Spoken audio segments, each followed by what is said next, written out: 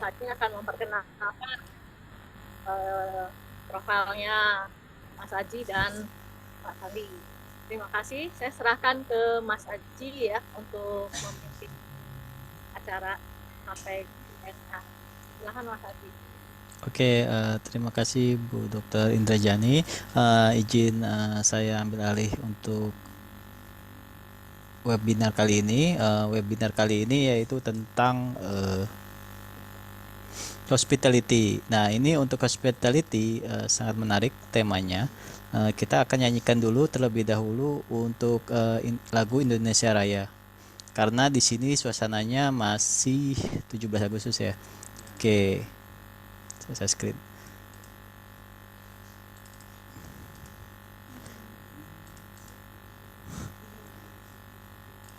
Bentar.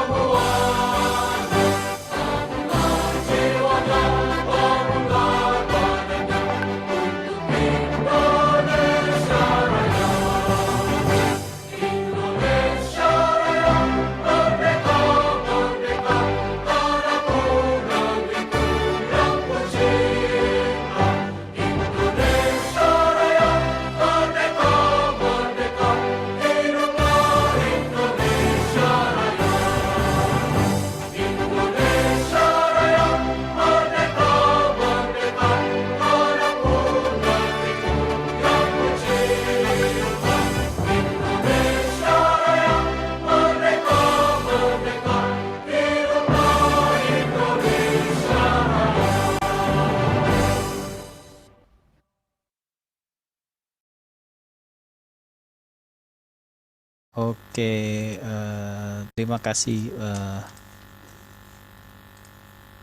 Oke, kali ini pembicara kita telah hadir dengan tema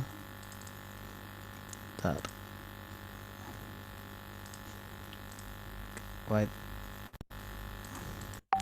Di sini saya akan izin perkenalkan dengan Pak Sandi Kusuma ya. Beliau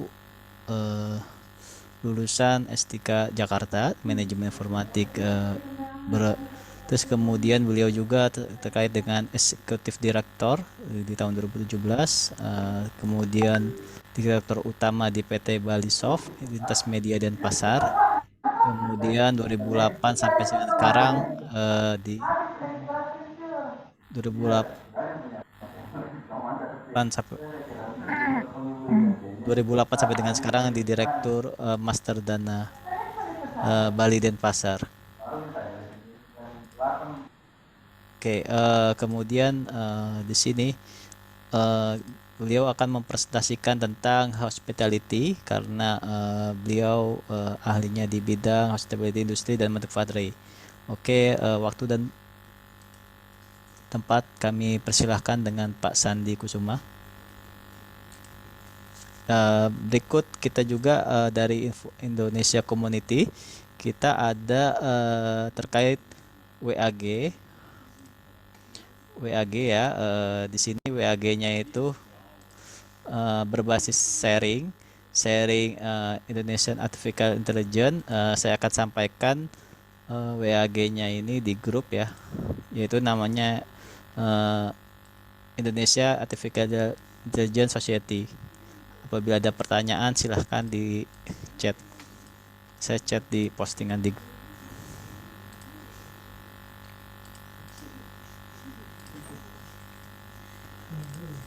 Oke, waktu dan apabila ada yang ingin berjoin di komunitas kami di Indonesia Artificial Intelligence, yaitu tentang data science, data analitik, kemudian AI dan lain sebagainya. Di sini kita buka grup WAG-nya di chat ya, di chat post. Kemudian form keanggotaannya. Oke, waktu dan tempat saya persilahkan ke Pak Sandi Kusuma. Baik, selamat sore, sudah menjelang sore. Apakah suara saya terdengar? Ya, Oh, terdengar Pak. terdengar ya, cukup jelas ya. Ya, Baik, ya senang kembali bisa bertemu dengan sebagian dan barangkali juga sebagian lainnya pertama kali bertemu. Jadi kita masih tidak jauh-jauh dari artificial intelligence. Jadi kita ngomong itu, tapi kita sekarang tidak terlalu umum, tetapi lebih segmented. Kita khusus berbicara soal hospitality atau perhotelan atau pariwisata. Kenapa demikian? Karena saya itu asal dari Bali, lahir sampai SMA di Bali, jadi kemudian selama belasan tahun mendalami human resources di hospitality di Bali sebagian besar juga, sehingga ya saya merasa lumayan hafal, lumayan tahu seluk-beluknya mengenai hospitality, kira-kira demikian. Nah, saya nggak tahu apakah saya bisa share screen karena saya lihat ada dua Sandi Kusuma, yang satu co-host tapi rasanya punya saya bukan yang co-host. Oke, saya coba aja untuk share screen. Sebentar.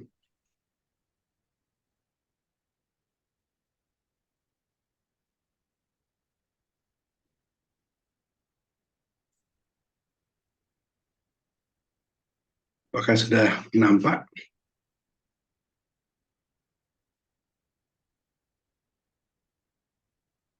Pak Marastika, apakah share screen saya sudah muncul kah? iya Pak, sudah nampak jelas Pak di sini. Iya, Makasih banyak Pak. jadi ada satu yang ori, satu yang KW, itu Sandi Kusumanya. Oh, jadi satu sekarang, oke. Mungkin Ya sudah ya. ini ya, oke. Nggak apa-apa, emang selalu ada tandem lah gitu. Ada backup. Mudah-mudahan lancar, internetnya lancar, karena saya dengar beberapa dari yang lain internetnya tidak terlalu lancar gitu. Baik, kita Oke mulai. Pak. Judulnya agak beda sedikit dengan yang ada di flyer, tapi isinya sama, yaitu bahwa bagaimana artificial intelligence itu bisa berperan dalam pengelolaan hotel, khususnya adalah smart hotel atau hotel yang cerdas, dan yang hotel yang dikelola dengan secara modern. Maksudnya modern tentu digitalisasi, artinya menggunakan teknologi digital. Dan kenapa kemudian employee centric atau berpusat kepada karyawan, itu yang akan kita coba nanti lihat. Kenapa HRD atau Human Resource Department itu menjadi hal yang penting di hospitality ke depannya. Nah, itu kita akan coba lihat nanti. Jadi saya akan campur antara artificial intelligence dengan hospitality sebagai bisnis ya, industri.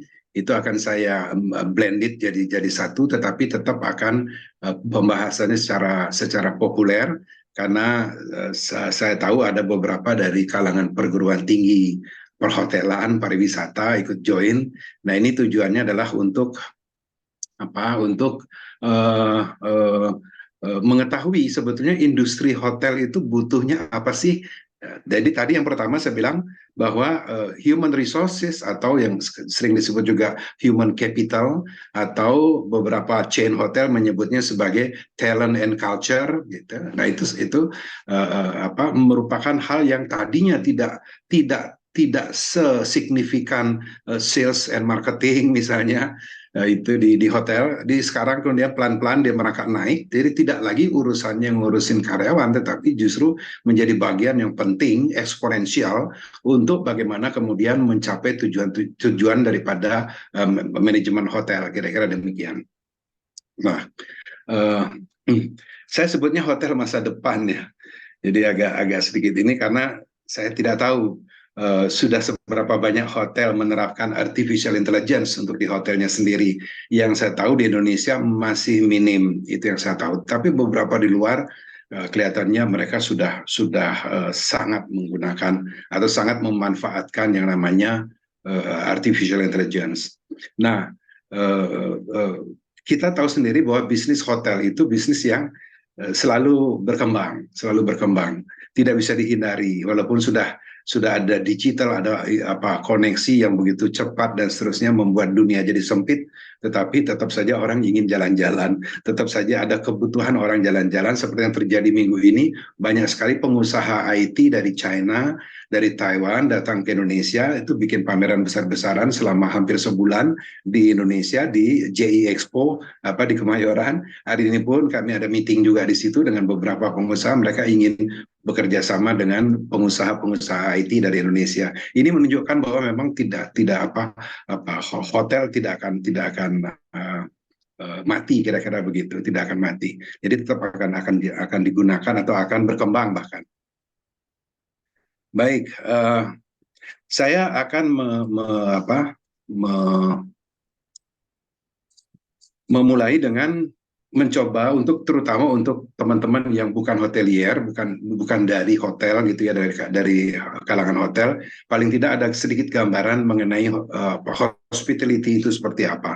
Nah, oleh karenanya, karena saya paling memahami Bali dibandingkan daerah lain gitu, maka saya ambilkan contohnya Bali, yaitu situasi dan kondisi pariwisata di Bali 5 tahun terakhir ini seperti apa gitu. Tentu khususnya dalam perhotelan. Sebentar.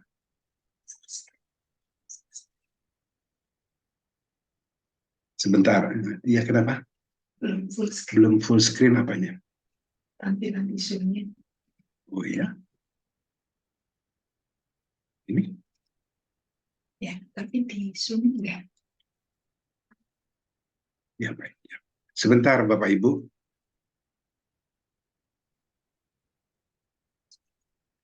Oke, baik. Terima kasih. Baik, jadi saya ulang lagi, kita akan coba lihat bagaimana situasi dan kondisi pariwisata di Bali. Ya, saya mulai dengan jumlah hotel di Bali. Mulai dari bintang 1 sampai bintang 5, itu total keseluruhan tahun ini 2023 ada 322 hotel di Bali. Lumayan banyak. Jadi terus bertambah, mulai dari 2018, 2019 terus bertambah, dan Kementerian Pariwisata dan Kreatif itu mengatakan atau mentargetkan bersama dengan PHRI bahwa tahun depan, tahun 2024 ditargetkan akan menjadi 400, akan bertambah terus jumlahnya, kira-kira begitu. Ya, dan kalau dilihat memang sebagian besar adalah di bintang 3, yang tengah ini bintang 3. Itu memang pasarnya paling banyak. Baik, kita lihat coba fact finding lain, yaitu mengenai statistiknya yang ada di Bali. Ini sumbernya dari Badan Pusat Statistik. Jadi mulai jumlah kamar itu tahun ini sampai dengan Juni itu ada 174.000 kamar tersedia di Bali. Banyak sekali ya gitu, 174.000, dan ini ditargetkan tahun depan akan menjadi 200.000, akan bertambah terus. Artinya akan ada beberapa hotel yang akan dibangun di Bali, sudah sedang dibangun, itu yang terjadi. Kemudian jumlah wisata mancanegara, artinya dari luar negeri. Kenapa saya ambil itu? Karena yang dari luar negeri biasanya datang ke Balinya itu arrivalnya menggunakan pesawat. Jadi supaya dipisahkan dengan yang menggunakan angkutan laut, angkutan darat, supaya nggak kehitung. Maka ini hanya dari udara. Nah, dari udara prosentasenya yang pulang kampung dan sebagainya tidak terlalu banyak. Tapi kalau yang darat, laut itu lumayan banyak. Nah, oleh karenanya biasa dipakai patokannya adalah wisatawan mancanegara. Itu sempat turun di tahun 2020 karena pandemi. Kalau kita lihat di sana jeblok banget gitu ya, sehingga kurang dari 3 juta selama setahun tamu yang datang ke Bali. Tapi kemudian berangsur-angsur naik sampai dengan tahun ini, baru 1 semester ya, baru sampai Juni ini catatannya sampai Juni itu sudah mencapai 4,6 juta. Ini sudah lumayan. Ditargetkan sampai akhir tahun nanti itu bisa dicapai 9 juta pengunjung ke Bali. Targetnya sebetulnya ditetapkan beberapa tahun yang lalu sebelum pandemi, itu diharapkan Bali atau Indonesia itu bisa mencapai 20 juta tamu atau wisatawan yang datang ke Indonesia. Nah ini kelihatannya Bali akan memberikan kontribusi yang paling banyak, mencapai belasan juta. Kemudian jumlah wisatawan saja belum cukup untuk mengetahui seberapa besar bisnis perhotelan ini, hospitality ini. Nah biasanya dipakai juga ukuran yang disebut dengan loss, length of stay, lamanya tinggal di hotel gitu, berapa malam dia menginap gitu. Nah, dulu sebelum pandemi itu dicapai sekitar 8 sampai 9 hari, 9 malam. Maaf, bukan hari, itu malam. Jadi menginapnya itu 9 malam. Padahal banyak rekomendasi dari konsultan pariwisata menyarankan kalau pertama kali ke Bali itu paling tidak sediakan waktu 2 minggu, katanya begitu. Dan bahkan beberapa orang mengatakan jangan mati sebelum ke Bali, gitu, kira-kira demikian. Nah, tetapi kemudian di average dibuat rata-rata, lalu dapatlah angka 8 malam gitu ya. Karena terutama dari tetangga-tetangga kayak Australia gitu, mereka sudah jadikan Bali sebagai second home gitu. Jadi libur sebentar dia ke Bali gitu. Maka di Bali itu mudah sekali ditemukan makanan, kebutuhan-kebutuhan sehari-hari yang memang mereka gunakan di Australia. Dan kalau kita lihat juga yang dari Australia itu bukan the have ya gitu ya. Jadi karena selisih dolar sehingga dirasakan kamar hotel di Bali itu murah gitu ya. Sehingga pekerja biasa di sana yang gajinya sedikit di atas UMR katakan begitu bisa untuk beberapa hari di Bali gitu. Nah, yang satu lagi parameter untuk kita ketahui itu adalah tingkat hunian kamar. Okupansi orang sebutnya. Nah, tingkat hunian kamar ini yang sampai sekarang memang masih belum pulih, masih di angka 60% ya. Sudah baik dibandingkan waktu pandemi. Waktu pandemi di bawah 50%. Kira-kira apa artinya? Artinya dari 175.000 kamar itu hanya separuh yang terisi, kira-kira begitu. Hanya separuh yang terisi. Jadi masih banyak kamar kosong. Nah, kalau kamar kosong artinya tidak terjual, itu berarti tidak mengenerate income kepada hotel. Apakah tayangan saya cukup jelas terlihat ya? Mohon salah satu komen. Saya khawatir saya cerita kiri kanan, nggak tahunya tayangan saya nggak muncul. Pak host moderator? Jelas saja Pak. Jelas ya, baik. Baik, kalau begitu saya lanjut. Jelas Pak. Baik, terima kasih. Baik, kalau gitu saya lanjut. Ini kondisi di Bali ya. Itu kondisinya seperti itu. Mari kita lanjut dulu. Terutama karena pandemi, di mana sulit sekali menjual kamar hotel, maka orang kemudian melihat bahwa terjadi price war, perang harga. Itu contoh ini yang saya lihat, ini room rates di tahun ini ya, tahun 2023. Jadi bintang 1 itu average rata-rata mereka taruh harganya di 750.000 per malam. 750.000 per malam di list price-nya, di mana kita lihat di brosur, di mana kita lihat seperti itu. Bintang 2 1 juta, bintang 3 1,5, bintang 4 2,5, dan bintang 5 itu 4.500.000 listnya. Tetapi kenyataannya penjualan atau transaksi yang terjadi jauh di bawah itu. Ya, untuk bintang 1 itu bahkan ada yang saya sempat lihat ya di online itu, di portal-portal hotel, itu di bawah 100.000 ditawarkan, 80.000 semalam gitu ya, bintang 1 sampai hari ini masih gitu, range antara 100-250.000, tapi itu kan tergantung daripada lokasinya juga ya, hotelnya ada di mana. Makanya range-nya di sekitar 100-250.000 lah untuk bintang 1 sekarang dari rate 750.000. Itu berarti sekitar hanya terjual dengan harga 30% dari harga publish rate-nya ya, atau list price. Ini tentu menyedihkan ya, menyedihkan karena rasanya kalau dengan demikian untuk mencapai BEP saja itu mungkin agak kesulitan gitu. Terpaksa ada amenities yang dikurangi atau apa, itu barangkali yang terjadi. Ya, saya tidak menginap di hotel terlalu banyak gitu, tidak setiap malam menginap di hotel, sehingga tidak ganti-ganti hotel juga, sehingga saya tidak tahu apa yang terjadi. Tetapi menurut perkiraan saya, pendugaan saya mengatakan bahwa dengan harga segitu itu memang hotel masih kesulitan untuk mengcover cost mereka. Bintang 2 apalagi itu ada bintang 2 kita bisa menginap di Bali dengan harga 100.000 ya. Yang harganya publish rate-nya 1 juta. Jadi hanya 10%.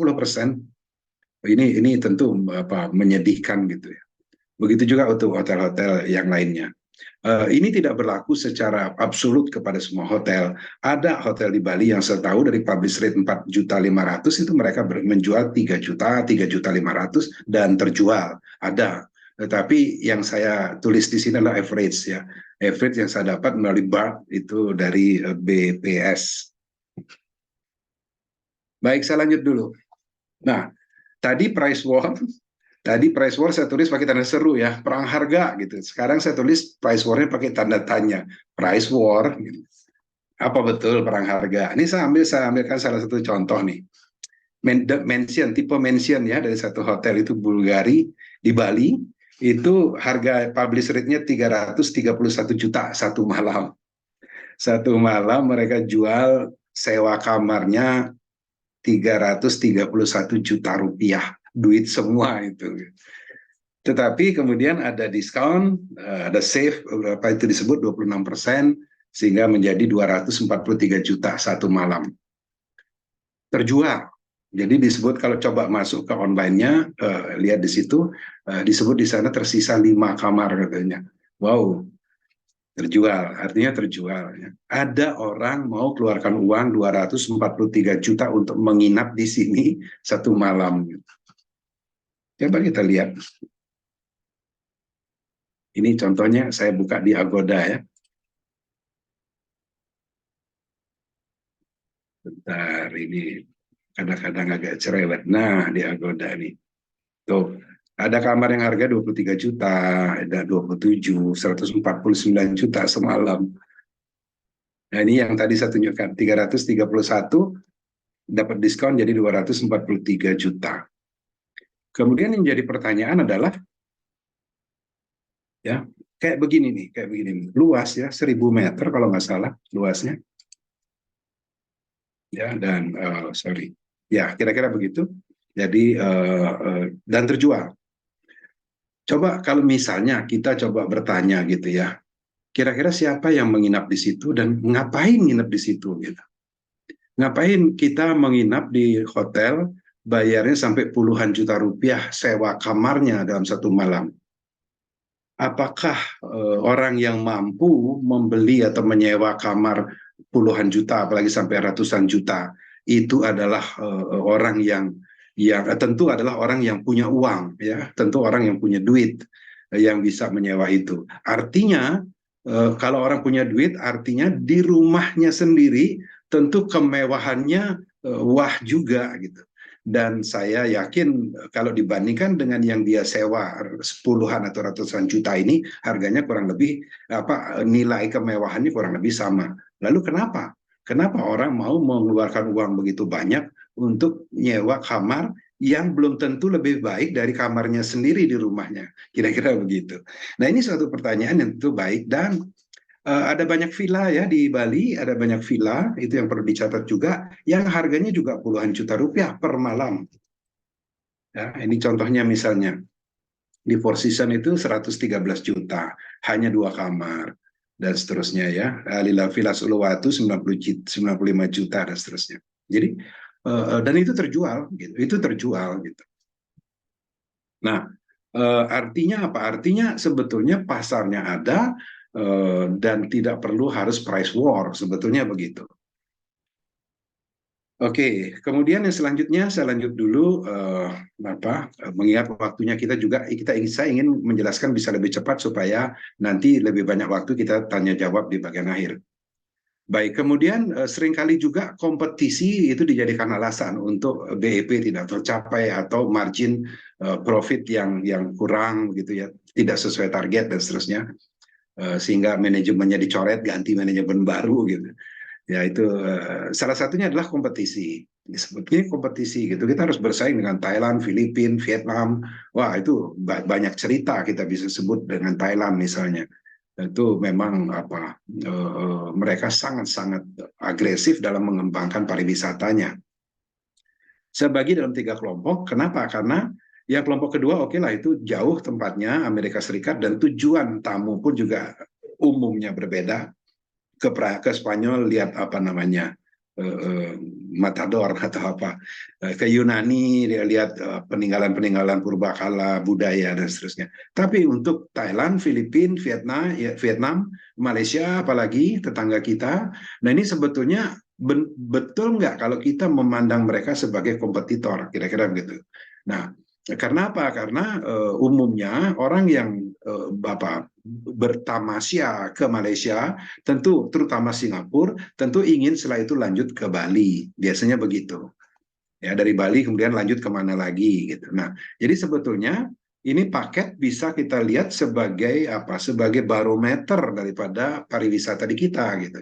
Karena jangan sampai begitu dia habis selesai nginep di Malaysia, lalu pindah beberapa malam di Bali, kemudian loh kok beda ya, nggak kayak di Malaysia, begitu kira-kira semacam itu yang ingin saya sampaikan.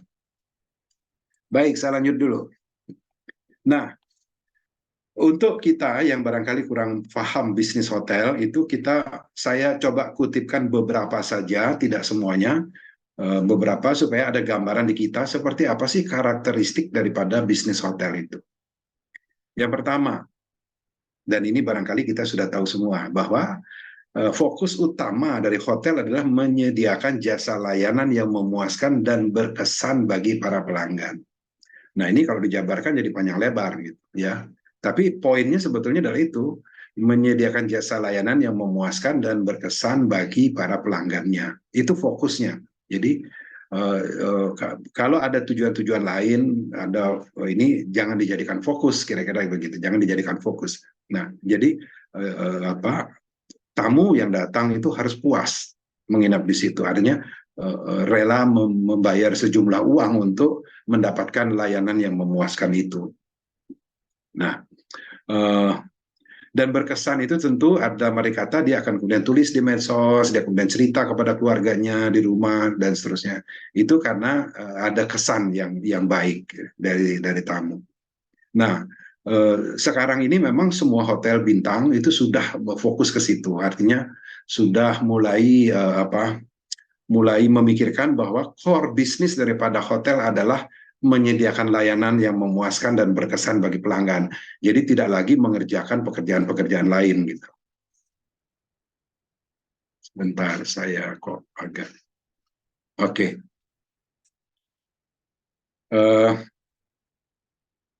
Saya lanjut lagi. Nah, aspek penting dari hotel itu yang harus mendapat perhatian adalah akomodasi tentu, ya kamarnya dan seterusnya, kebersihannya dan sebagainya, kemudian makanan dan minumannya, hiburannya, harus ada juga di hotelnya, lokasinya juga penting, lokasinya itu termasuk lokasi yang prime atau tidak, fasilitas apa yang disediakan, harganya affordable enggak, dan seterusnya, itu semua adalah aspek-aspek penting daripada bisnis hotel. Tetapi sebetulnya ke depan nanti yang terpenting itu adalah human relationship, hubungan antar manusia, hubungan antara tim hotel dengan tamu-tamunya. Nah, ini menjadi penting, menjadi hal yang ke depan nanti justru menjadi tulang punggung daripada bisnis hotel itu sendiri gitu. Kalau sekarang sudah cukup banyak itu hotel menyediakan tenaga GRO ya, Guest Relation Officer. Jadi tenaga yang memang disediakan untuk melayani tamu-tamunya gitu, terutama khususnya tamu-tamu VIP gitu. Jadi masih yang VIP dapat, yang nggak VIP nggak dapat, kira-kira gitu. Nah, itu tapi nanti ke depan nggak bisa lagi demikian. Jadi tamu itu VIP, non VIP harus mendapatkan layanan yang memuaskan dan berkesan. Jadi jangan seperti sekarang karena mahal sehingga yang diberikan layanan memuaskan dan berkesan hanya tamu-tamu yang VIP saja. Tamu-tamu yang biasa kurang diperhatikan. Ini saya dapat banyak keluhan di Bali waktu itu. Dari teman-teman yang datang dari luar Bali menginap di Bali. Bali itu kok gitu ya? Kalau bule aja, wah mereka langsung semangat melayani. Tapi begitu saya minta sesuatu tuh tar dulu katanya gitu. Ya ada diskriminasi gitu. Karena barangkali uang tipnya kalau bule ngasih $10 itu berarti 150.000. Ya di kita ngasih tipnya cuma 5.000 gitu ya. Entah ya seperti itu. Ya. Tapi ke depan nanti human relationship itu adalah ujung tombaknya daripada daripada bisnis hotel gitu. Nah, sehingga tugas dan fungsi dari tim HRD atau Human Resources Department atau disebut tadi Human Capital atau Talent and Culture itu menjadi mandatory dan obligatory. Ya, jadi wajib harus ini nggak bisa di ini. Nah, kalau kita hotelnya mau bersaing kira-kira begitu. Nah, kemudian karakteristik lainnya bahwa hotel itu seasonal, musiman. Jadi ada high season, ada low season. Nah, barangkali sedikit saya kasih gambaran mengenai high season, low season. Jadi karena kadang-kadang rame, kadang-kadang sepi gitu ya. Kalau di Bali rata-rata tuh biasanya menjelang akhir tahun itu high season. Pas akhir tahun itu betul-betul peaknya, puncaknya high season. Nah, kemudian Januari sempat turun sebentar, tapi biasanya Februari naik lagi karena ada Imlek dan sebagainya itu naik lagi, kemudian turun lagi, kemudian menjelang Juli, Agustus itu mulai naik lagi. Itu seasoningnya gitu, sehingga itu berpengaruh kepada banyak hal ya, penyediaan inventory termasuk penyediaan tenaga kerjanya tentu sangat berpengaruh. Nah, banyak hal yang dilakukan oleh hotel, tapi selama ini dilakukannya secara manual, manusia yang mengerjakan. Nah, dengan adanya artificial intelligence, itu maka nanti hal-hal seperti itu, yang manual itu akan digantikan oleh mesin, oleh sistem. Itu yang mestinya terjadi, sudah terjadi, dan lebih banyak nanti terjadi, yang menyebabkan kemudian banyak orang bertanya, termasuk bertanya ke saya, Pak, nanti kalau artificial intelligence sudah benar-benar dipakai di hotel, jadi nanti tenaga kerjanya berkurang dong, kita jadi kesulitan dong untuk kerja di hotel gitu ya. Itu pertanyaan-pertanyaan penuh dengan kekhawatiran, sama seperti di pendidikan, para guru, para dosen nanya, aduh nanti kalau sudah artificial intelligence, ada chat GPT, ada Bard, ada segala macam, itu kemudian nanti saya nggak ada kerjaan lagi dong, nggak bisa jadi guru dong katanya.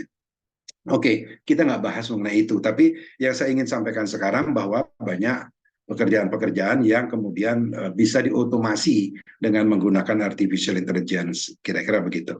Nah, seasoning tadi itu contohnya, misalnya katakan pada waktu low season, artinya tamunya sedikit, maka harus ada mekanisme untuk menyarankan karyawannya untuk mengambil cuti. Ambil cutinya, sehingga nanti pada waktu high season, pada waktu banyak tamu, karyawan sudah sisa cutinya sudah tinggal sedikit, kira-kira seperti itu. Nah, kemudian cara lain juga, misalnya tidak semuanya karyawan adalah permanen, tidak semuanya kontrak dalam arti kata kontrak jangka waktu tertentu, tetapi banyak juga mereka menggunakan yang disebut dengan daily workers, pekerja harian, yang sewaktu-waktu bisa dipanggil kalau memang pas lagi high season, tapi begitu sudah turun, maka dia pun kemudian tidak lagi dipanggil. Kira-kira begitu. Nah, ini daily workers ini, DW ya istilahnya, kalau di hotel sebutnya DW gitu. Nah, ini memang membuat jadi cost jadi efisien. Tetapi tentu selama ini DW itu menggunakan nalar-nalar manual untuk memanggil DW. Seringkali kemudian mendadak ada grup tamu datang cari DW-nya nggak dapet gitu, karena dia sudah dipanggil dari hotel lain gitu. Nah, dengan artificial intelligence itu nanti itu ada yang namanya predictive algorithm yang bisa memprediksi kebutuhannya berapa, nanti minggu depan butuhnya berapa, dan sebagainya. Itu kita bisa dibantu untuk menyiapkan tenaga kerjanya, termasuk juga terobosan-terobosan yang dibuat dengan bantuan artificial intelligence. Itu kita bisa mencari DW yang lebih fit dengan kebutuhan tenaga kerjanya, artinya kebutuhan pekerjaannya. Baik, kemudian di samping seasonal, musiman, itu jam operasionalnya juga unik kalau hotel. Hotel itu bekerja beroperasi 24 jam sehari, 7 hari seminggu. Nggak ada liburnya, nggak ada tutupnya hotel. Mau hari raya apapun juga tetap buka. Nah, sehingga jadi masalah untuk hotel di Jakarta, katakan. Hotel di Jakarta mayoritas pekerjanya beragama Muslim, Islam. Sehingga pada waktu lebaran itu semuanya harus berlebaran, kira-kira begitu. Nah, ini tentu jadi masalah gitu ya, kalau semuanya kemudian ngambil cuti, ngambil libnas, ngambil hari libur, public holiday, nggak ada yang kerja nanti di hotelnya, padahal hotelnya tetap harus buka. Gitu. Ya, itu. Di Bali misalnya, contoh lain, itu pada hari Raya Nyepi, pada hari H itu tidak boleh ada kendaraan, artinya tidak orang bahkan tidak boleh keluar rumah. Sehingga yang terjadi apa? Karyawan harus masuk 1 hari sebelumnya, kemudian pulang kerja itu 1 hari setelah hari Nyepi. Karena pada hari Nyepinya dia nggak bisa pulang, nggak bisa masuk juga. Sehingga karyawan masuknya 1 hari sebelum hari Raya Nyepi, pulangnya 2 hari kemudian. Selama itulah dia bekerja di hotel itu. Ya, dan seterusnya. Ini jam operasional jadi masalah karena memang hotel itu operasionalnya 24 jam sehari, 7 hari seminggu. Jadi nggak ada tutupnya gitu. Ya, kemudian yang menarik juga adalah khususnya untuk hospitality, ya, hotel, itu sumber income bagi karyawan itu ada 2 sebetulnya. Jadi yang pertama yang gaji seperti halnya pekerja di segmen lain atau di bidang lain, terima gaji. Kemudian di samping gaji itu ada yang disebut dengan service charge. Nah, service charge ini yang menjadi perhatian utama dari para pekerja justru. Kenapa? Karena jumlahnya relatif lebih banyak dibandingkan gajinya. Itu yang umum terjadi, terutama kalau kita berbicara hotel bintang 4, bintang 5. Service charge itu adalah semacam pungutan yang dilindungi oleh undang-undang, artinya hotel berhak memungut 11% gitu untuk service and charge gitu ya, disebutnya di situ tax and service gitu ya, itu totalnya kalau nggak salah 22% sekarang. Jadi ada tax, ada pajak, kemudian ada service. Nah, service itu yang dibagi-bagi untuk karyawan semuanya gitu. Pengaturan pembagiannya tentu berbeda-beda satu hotel dengan hotel lain. Tapi untuk karyawan itu menarik. Karena apa? Karena jumlahnya biasanya lebih besar. Ada karyawan yang UMR 6 juta, 5 juta rupiah, tetapi take home pay-nya bisa jadi belasan juta karena adanya service charge itu. Nah, ini adalah parameter-parameter yang karakteristik daripada hotel. Sehingga kalau memang kita mau menerapkan artificial di hotel, ya para ahli artificial itu ya bukan hanya sekadar ahli dalam bidang artificial intelligence-nya, tetapi juga harus ahli daripada industrinya itu sendiri supaya kemudian bisa memberikan solusi yang tepat guna. Nah, kalau yang terakhir ini saya rasa bukan karakteristik khusus untuk hotel ya, tapi termasuk yang cepat terdampak itu adalah hotel gitu. Jadi kita bisa sebut juga mempengaruhi daripada bisnis hotel. Bencana alam jelas ya, penyakit pandemi jelas ya. Beberapa tahun yang lalu sebelum pandemi sempat beredar bahwa ada penyakit pandemi apa gitu menyebar di Bali gitu, sehingga tamu banyak cancel, membatalkan berkunjung ke Bali takut. Politik juga sama, kita tahu bom Bali 2 kali terjadi, yaitu menyebabkan kemudian tamu jadi takut ke Bali, takut kena bom, gitu. Sampai 2 kali terjadi bom.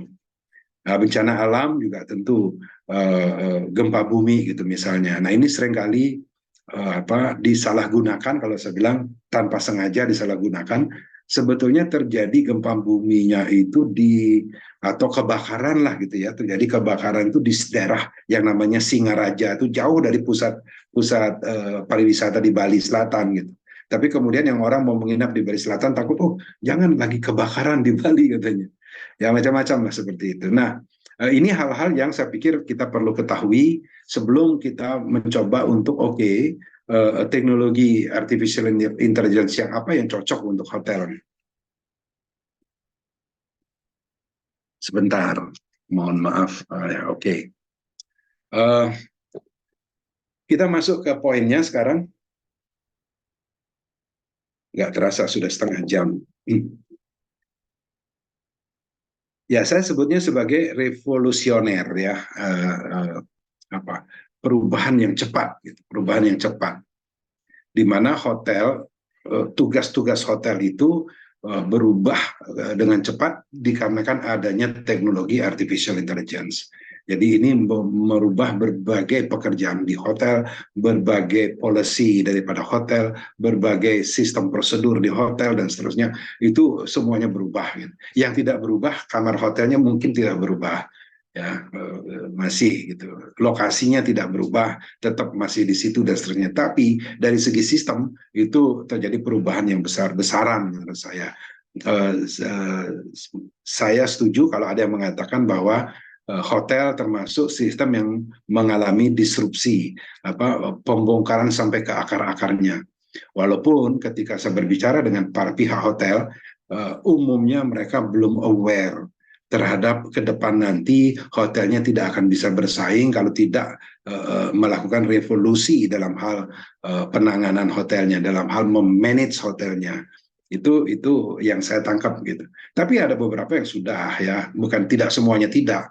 Ada yang sudah gitu. Terutama yang chain hotel saya lihat dari corporate-nya sudah betul-betul memperhatikan bagaimana bersaing di masa depan nanti untuk bisa tetap survive gitu. Baik, mari kita lihat satu persatu. Ya, yang pertama adalah mengenai bidang pemasaran penjualan. Yang selama ini terjadi apa? Atau yang lalu, yang dahulu terjadi itu seperti apa? Rata-rata hotel itu mengandalkan yang namanya travel agent.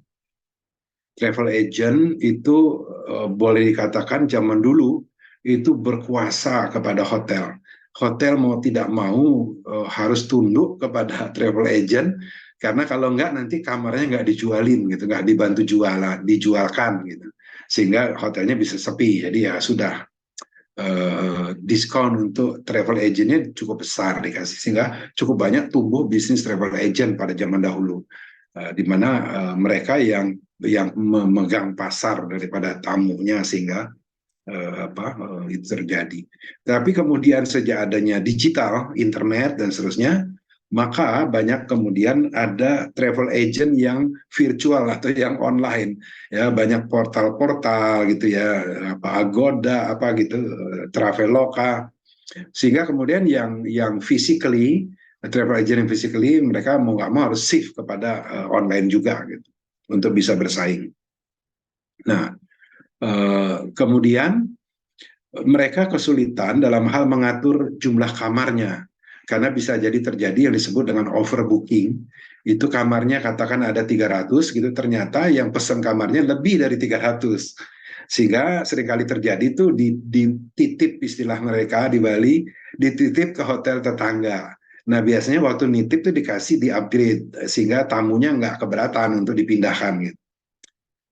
Nah, itu karena sulit untuk membagi yang disebut dengan istilahnya allotment gitu ya. Allotment itu jatah lah semacam itu.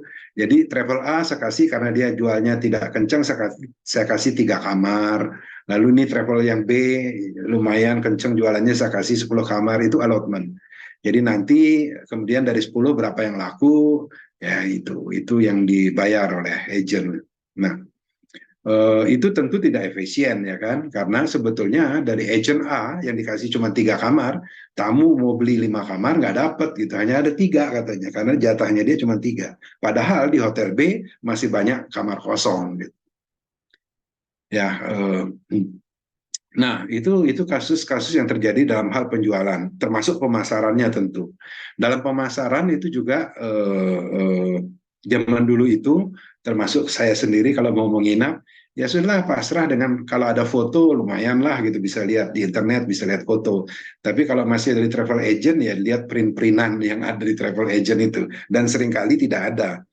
Travel agent zaman dulu seringkali tidak dilengkapi gitu, hanya hotel-hotel yang dia memang genjot untuk dijual baru ada brosur, ada apa, sehingga merem udah. Oke, katanya hotel itu bagus, ya sudah, booking kamar di situ berdasarkan katanya. Ya itu zaman dulu ya gitu. Nah, kemudian dengan adanya printing gitu ya, digital printing apalagi, kemudian kita sudah mulai bisa lihat foto-fotonya. Tapi seringkali juga foto atau maupun video belakangan ada disediakan, nah, seringkali juga di make up gitu ya, sehingga kelihatan cantik gitu.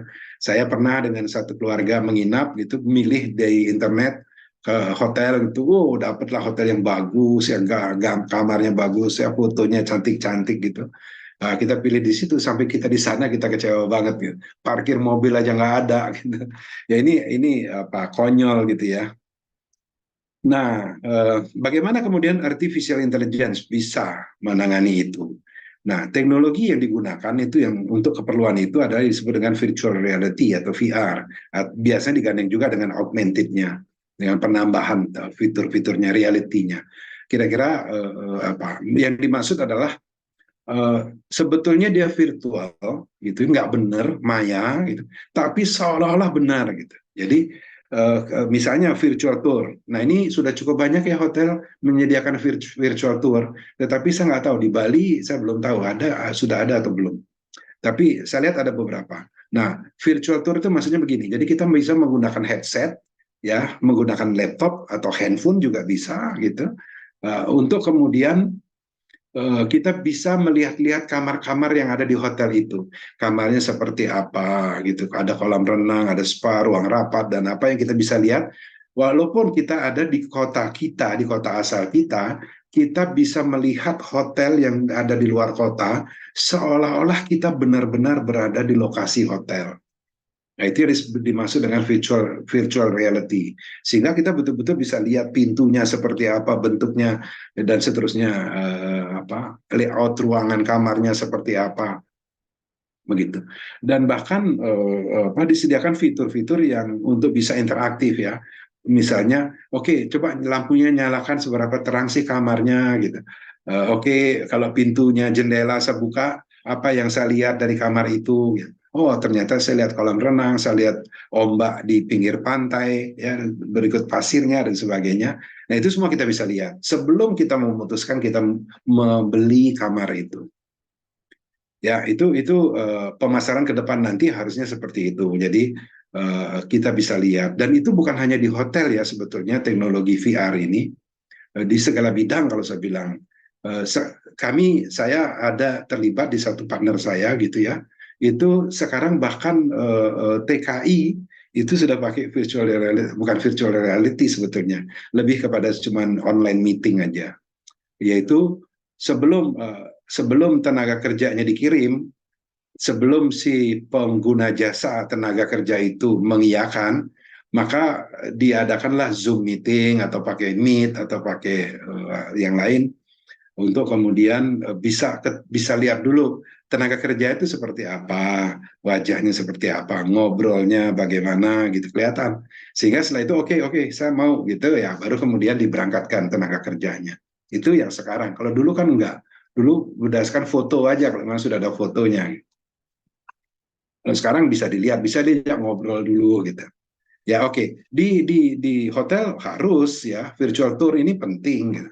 Untuk tahu betul-betul kita bisa lihat hotelnya seperti apa, terutama kalau misalnya kita mau mengadakan MICE gitu ya, di situ mau ada rapat, ada meeting, ada conference atau apa.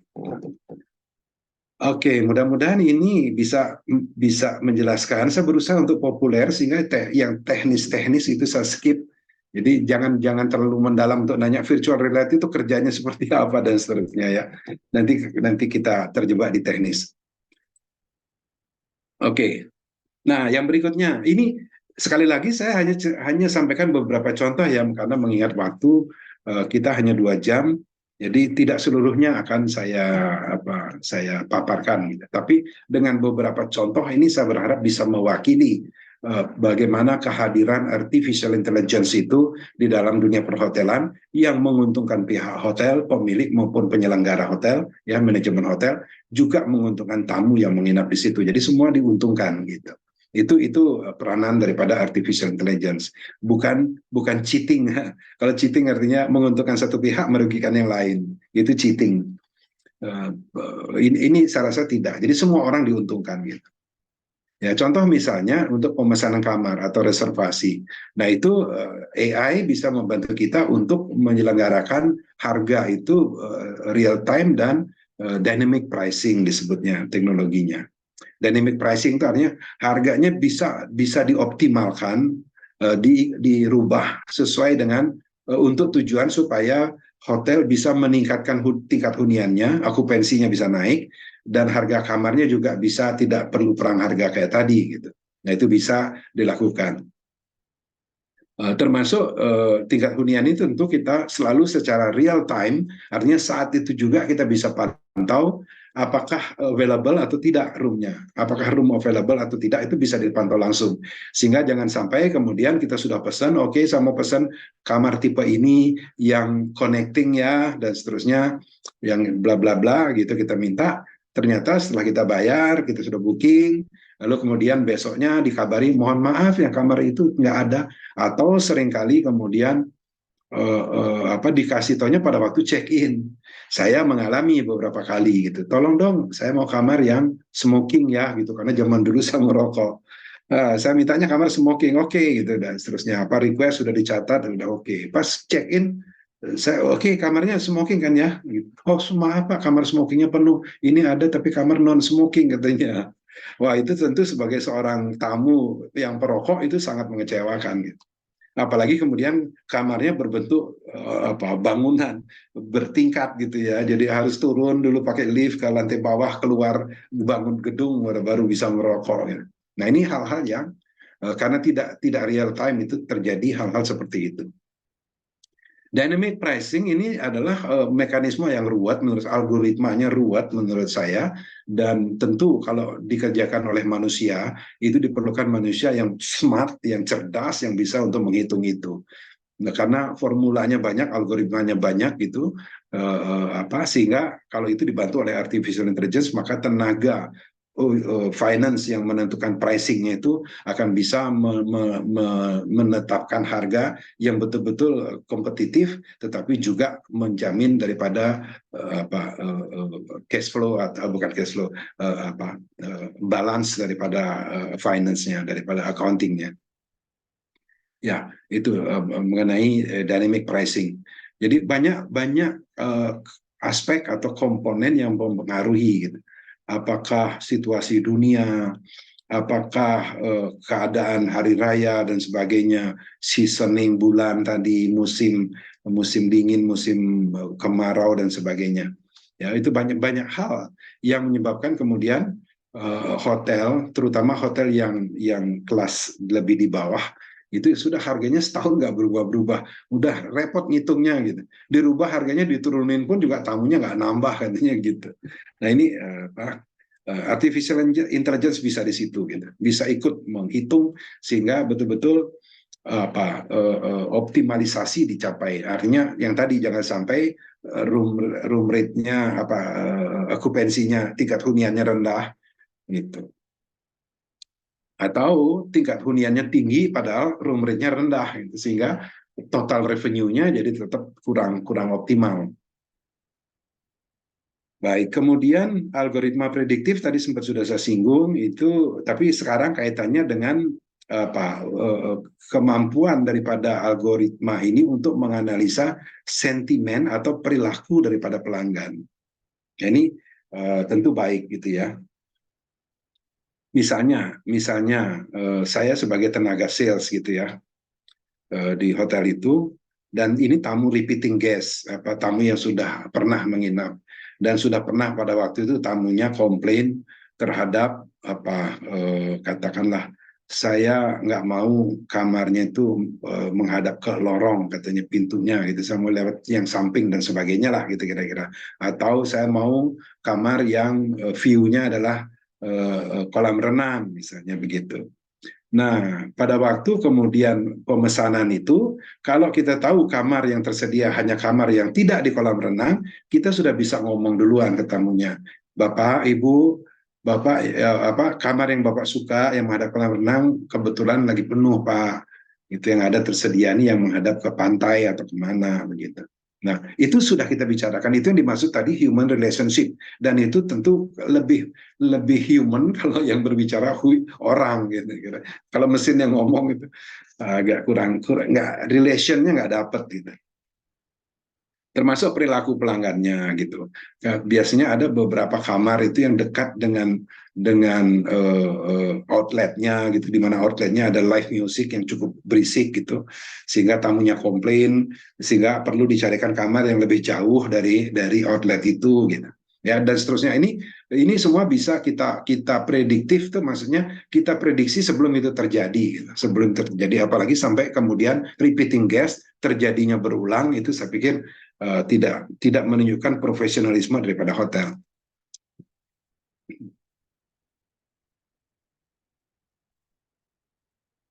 Ya, ini sangat menarik dan ini sudah terjadi. Solusinya pun saya sudah tahu ada, itu cukup banyak yang sudah buat. Beberapa kali saya sempat meeting dengan penyedia jasa untuk hotel ya, PMS hotel, apa software atau aplikasi atau solusi untuk hotel, itu yang dibuat oleh pihak luar, itu dari Bangalore, India. Itu mereka sudah menggunakan AI untuk check-in dan check-out. Jadi disebut dengan early check-in ini adalah seperti kalau naik pesawat itu ada early check-in juga atau city check-in gitu ya. Ini juga sama kurang lebih. Jadi kebayangnya seperti ini. Ketika saya mau ke Bali, saya harus nunggu pesawat saya di Bandara Soekarno-Hatta di Cengkareng, nunggu boarding. Nah, sambil saya nunggu, saya bisa buka handphone saya atau laptop untuk kemudian saya bisa kasih instruksi kepada hotel, tolong nanti saya akan tiba di hotel jam sekian dan saya pesan nasi goreng, tolong bisa disediakan itu jangan di kamar, jangan di restoran, tapi di lounge dan sebagainya sesuai dengan yang kita atau di kolam renang supaya kemudian saya akan makan di situ sambil berenang dan seterusnya. Nah, itu saya lakukan sebelum check-in. Saya belum check-in. Saya masih di Jakarta. Saya mau menginap di Bali. Tapi saya sudah bisa pesan makan. Nah, itu menurut saya untuk tamu satisfaction-nya dapat. Senang saya gitu.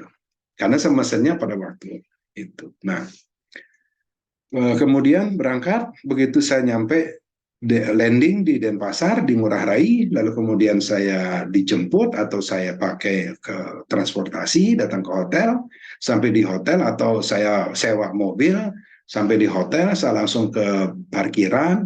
Dari parkiran saya tidak perlu ke front desk untuk antri check-in, untuk dimintain KTP, minta segala macam, nggak perlu lagi gitu.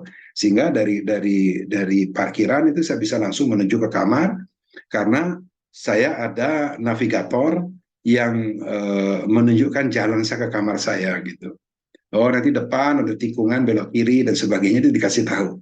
Itu menarik banget gitu. Dan itu bukan mustahil, itu sudah terjadi dan secara teknologi AI itu bukan hal yang susah. Gitu. Karena apa? Karena area hotel, katakan resort hotel yang luas pun juga tidak terlalu besar masih untuk ukuran sekarang gitu, teknologinya sekarang. Google Map itu bahkan dia mencatat itu lokasi di seluruh dunia ya, sampai ke gang, ke kampung-kampung dia catat. Nah, apalagi ini hanya sekedar area hotel, itu bukan sesuatu yang sulit. Tapi kita tahu lokasi kita ada di mana, kamar kita ada di mana, kemudian navigator bisa nunjukin jalannya. Kalau dulu itu sering kali, apalagi kalau resort hotel ya, hotel yang artinya luas gitu, nah itu memang seringkali kesasar gitu, kesasar di labirin gitu ya. Hotel itu terasa seperti labirin. Nah, dengan adanya navigator itu dimudahkan. Terus gimana dong kunci kamarnya? No, keyless ya, nggak perlu pakai kunci. Kenapa saya bisa pakai handphone saya untuk buka kamarnya? Itu menarik banget. Dan sekarang masih ada beberapa kendala, teknologi apa yang dipakai dan seterusnya, itu masih ada kendala sehingga itu belum dipakai. Masih harus datang ke front desk untuk ngambil kunci, lalu baru kemudian ke kamar. Ke kamar pun diantar oleh orang gitu ya, karena biar nggak kesasar tadi. Oke, nah jadi saya dari luar hotel bisa langsung ke kamar. Dan check-in automatically terjadi. Karena saya bisa dipantau, saya sudah sampai di kamar. Nah, kemudian bagaimana kalau saya memesan beberapa kamar? Untuk anak-anak misalnya, untuk siapa lagi gitu ya, katakan saya pesan 3 kamar. Bagaimana kemudian saya melakukan pengaturan kuncinya? Itu saya bisa kasih instruksi kepada AI, sistem room sistemnya, itu untuk katakanlah saya menyewa 3 kamar. Kamar pertama untuk saya pakai sendiri bersama istri, kamar kedua dan kamar ketiga untuk anak-anak saya, 4 orang, jadi masing-masing berdua.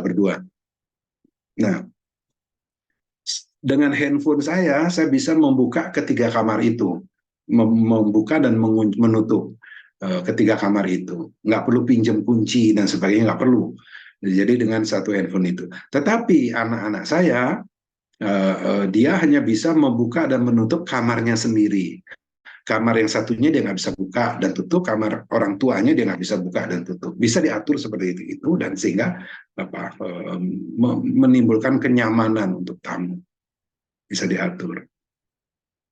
Nah itu biasanya tour leader di mana peserta turnya adalah anak-anak SD, anak-anak TK gitu ya, atau anak-anak ya, yang artinya memang perlu diawasi dengan lebih baik gitu. Apa betul dia di kamar, jangan-jangan kemudian menyelinap gitu ke diskotik gitu dan macam-macam. Oke, saya rasa itu jadi multiple rooms itu juga bisa ya. Oke. Begitu juga waktu check out. Jadi waktu check out itu kalau sekarang kan ada kekhawatiran tamunya kabur gitu ya, tamunya kabur nggak bayar gitu, maka perlu di keep dulu kan entah KTP-nya atau di fotokopi KTP karena KTP sekarang sudah cukup valid gitu sehingga nggak perlu dipegang aslinya gitu.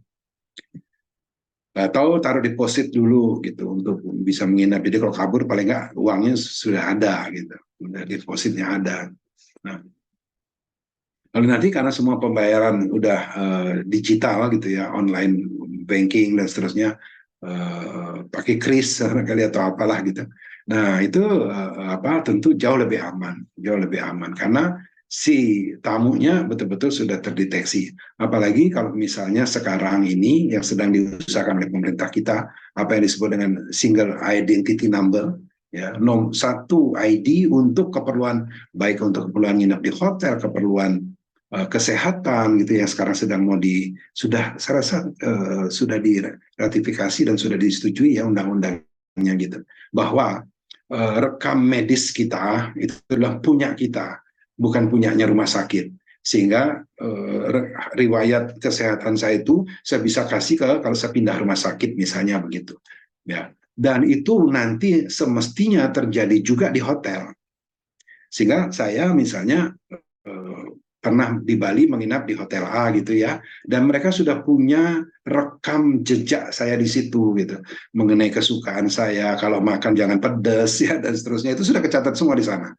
Nah, ketika saya menginap ke hotel lain, adalah hak saya untuk kemudian saya minta catatan itu untuk saya berikan kepada hotel yang baru, daripada saya mulai lagi start from the beginning gitu ya, tanya lagi, aduh tolong ya nanti jangan pedas, jangan pakai bawang terlalu banyak dan sebagainya, mulai lagi nanti pindah hotel lain, mulai lagi dari awal gitu.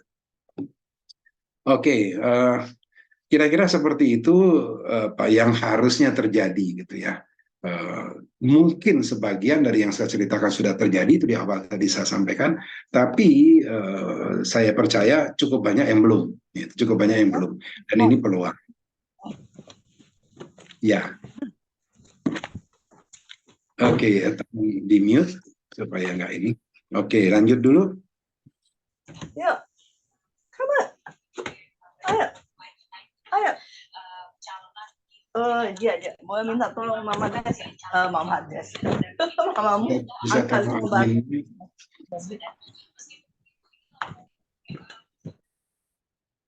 Oke, kita lanjut. Nah, ini adalah hal penting.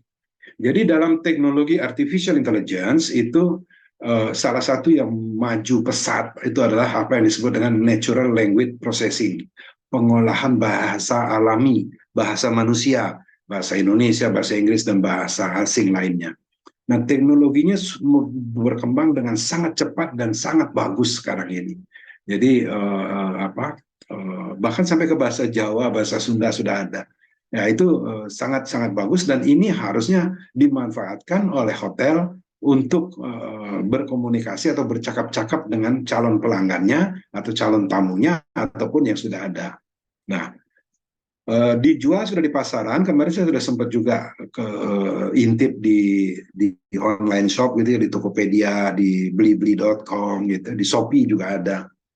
Itu sudah ada alat gitu yang kita taruh di kuping kita, alatnya dua, satu kita taruh di kuping kita, satu kita taruh kita kasih ke lawan bicara kita. Nah, katakanlah kemudian lawan bicara kita itu nggak bisa bahasa Inggris, dia hanya bisa bahasa Spanyol, katakan begitu. Saya nggak bisa bahasa Spanyol, dia nggak bisa bahasa Indonesia atau bahasa Inggris. Nah, bagaimana kemudian kita bisa bercakap-cakap? maka menggunakan alat itu kita bisa bercakap-cakap. Artinya saya tetap ngomong pakai bahasa Indonesia, tapi alat itu kemudian langsung menerjemahkan, lalu yang bersangkutan dengarnya pakai dalam bahasa Spanyol. Begitu dia menjawab, maka kemudian kita sudah saya menerimanya dalam bahasa Indonesia, kira-kira begitu. Dan ini sudah banyak dipakai. Nah, tentu, tapi saya belum pernah lihat ya di front desk itu tamunya disodorin gitu untuk ngomong pakai bahasa Turki, bahasa mana. Saya belum lihat gitu. Saya nggak tahu apa kendalanya, karena kalau ngomong harga alatnya itu sekarang sudah murah. Kalau ngomong soal tamunya gaptek, nggak bisa teknologi, itu juga enggak lah gitu. Zaman sekarang untuk tamu yang nginap di hotel bintang 3, apalagi bintang 4, bintang 5, saya pikir enggak lah gitu ya. Enggak gaptek gitu. Saya nggak tahu apa kendala lainnya gitu. Padahal itu sebetulnya alat tinggal dipasang dan dipakai, nggak ada yang setting, nggak perlu ada yang di programming dan sebagainya. Nah, kalau berupa teks itu sudah dari zaman dulu, sudah ya, dari zaman 10 tahun yang lalu itu bahkan sudah. Google sendiri sudah bikin yang namanya Google Translate, itu yang memudahkan kita. Bahkan yang sekarang ini Google Translate bukan hanya untuk teks, tetapi juga untuk video, untuk voice, untuk suara. Jadi itu sudah bisa, sudah dilengkapi voice recognition. Jadi kita cukup ngomong kepada Google Translate, kemudian dia langsung ngetikkan apa yang saya omongkan, lalu kemudian dia langsung translate, terjemahkan ke bahasa apa yang kita mau. Jadi komunikasi lewat email, lewat chat, lewat apa, dengan tamu-tamu kita yang dari berbagai bahasa di dunia ini, itu bisa dilakukan dengan lebih efektif. Nah ini akan terjadi nanti bahwa tidak ada satu bahasa yang harus menjadi bahasa dunia. Jadi masing-masing dengan bahasanya sendiri-sendiri, tapi bisa mendengar bahasa asing atau bahasa orang lain. Nah ini tentu sangat menarik ya. Bukan hanya device ya, tapi ada juga aplikasi yang bisa diinstal di handphone. Nah silahkan saja nanti dicoba itu. Ada beberapa yang saya lihat cukup menarik gitu ya. Sehingga pada waktu datang ke front desk hotel, misalnya kalau kita perlu sesuatu, kita ngomong aja pakai bahasa Indonesia, walaupun kita lagi di Nigeria, katakan gitu. Nanti orang hotelnya akan dengar dalam bahasa Nigeria gitu. Itu bisa terjadi. Sama dengan kalau kita menghubungi seseorang pakai handphone gitu ya itu juga bisa menggunakan bahasa Indonesia, orang yang lawan bicara kita mendengarkan dengan bahasanya sendiri. Nah ini penting soal bahasa. Kenapa? Karena sampai sekarang itu masih orang mengatakan bahasa adalah bangsa. Bahasa adalah bangsa, itu masih ya. Ini karakter daripada bangsa itu salah satunya adalah bahasa. Nah, oleh karenanya itu menjadi hal yang penting, bahwa saya akan merasa lebih nyaman berbicara, bercakap-cakap menggunakan bahasa Indonesia dibandingkan bahasa Inggris, walaupun saya lumayan mengerti bahasa Inggris, katakan demikian. Itu jadi ini sesuatu yang menurut saya penting sekali. Tidak ada satu bahasa yang mendominasi gitu. Jadi nggak seperti sekarang harus di sekolah itu harus belajar bahasa Inggris, kemudian belajar bahasa Mandarin, kemudian ya dan seterusnya. Oke, jadi itu hal yang penting itu untuk dikuasai. Bukan berarti kita harus bisa menguasai semua bahasa, bukan demikian, tetapi cukup bahasa kita saja. Dan bagusnya lagi NLP, Natural Language Processing ini, yang saya senang, itu yang saya syukuri, yaitu tidak terjebak oleh saran-saran Yus Badudu. Mungkin Anda sebagian tidak paham yang sama Yus Badudu, yaitu ejaan bahasa Indonesia yang disempurnakan. Jadi ngomong itu harus sesuai dengan bahasa Indonesia yang baik dan benar.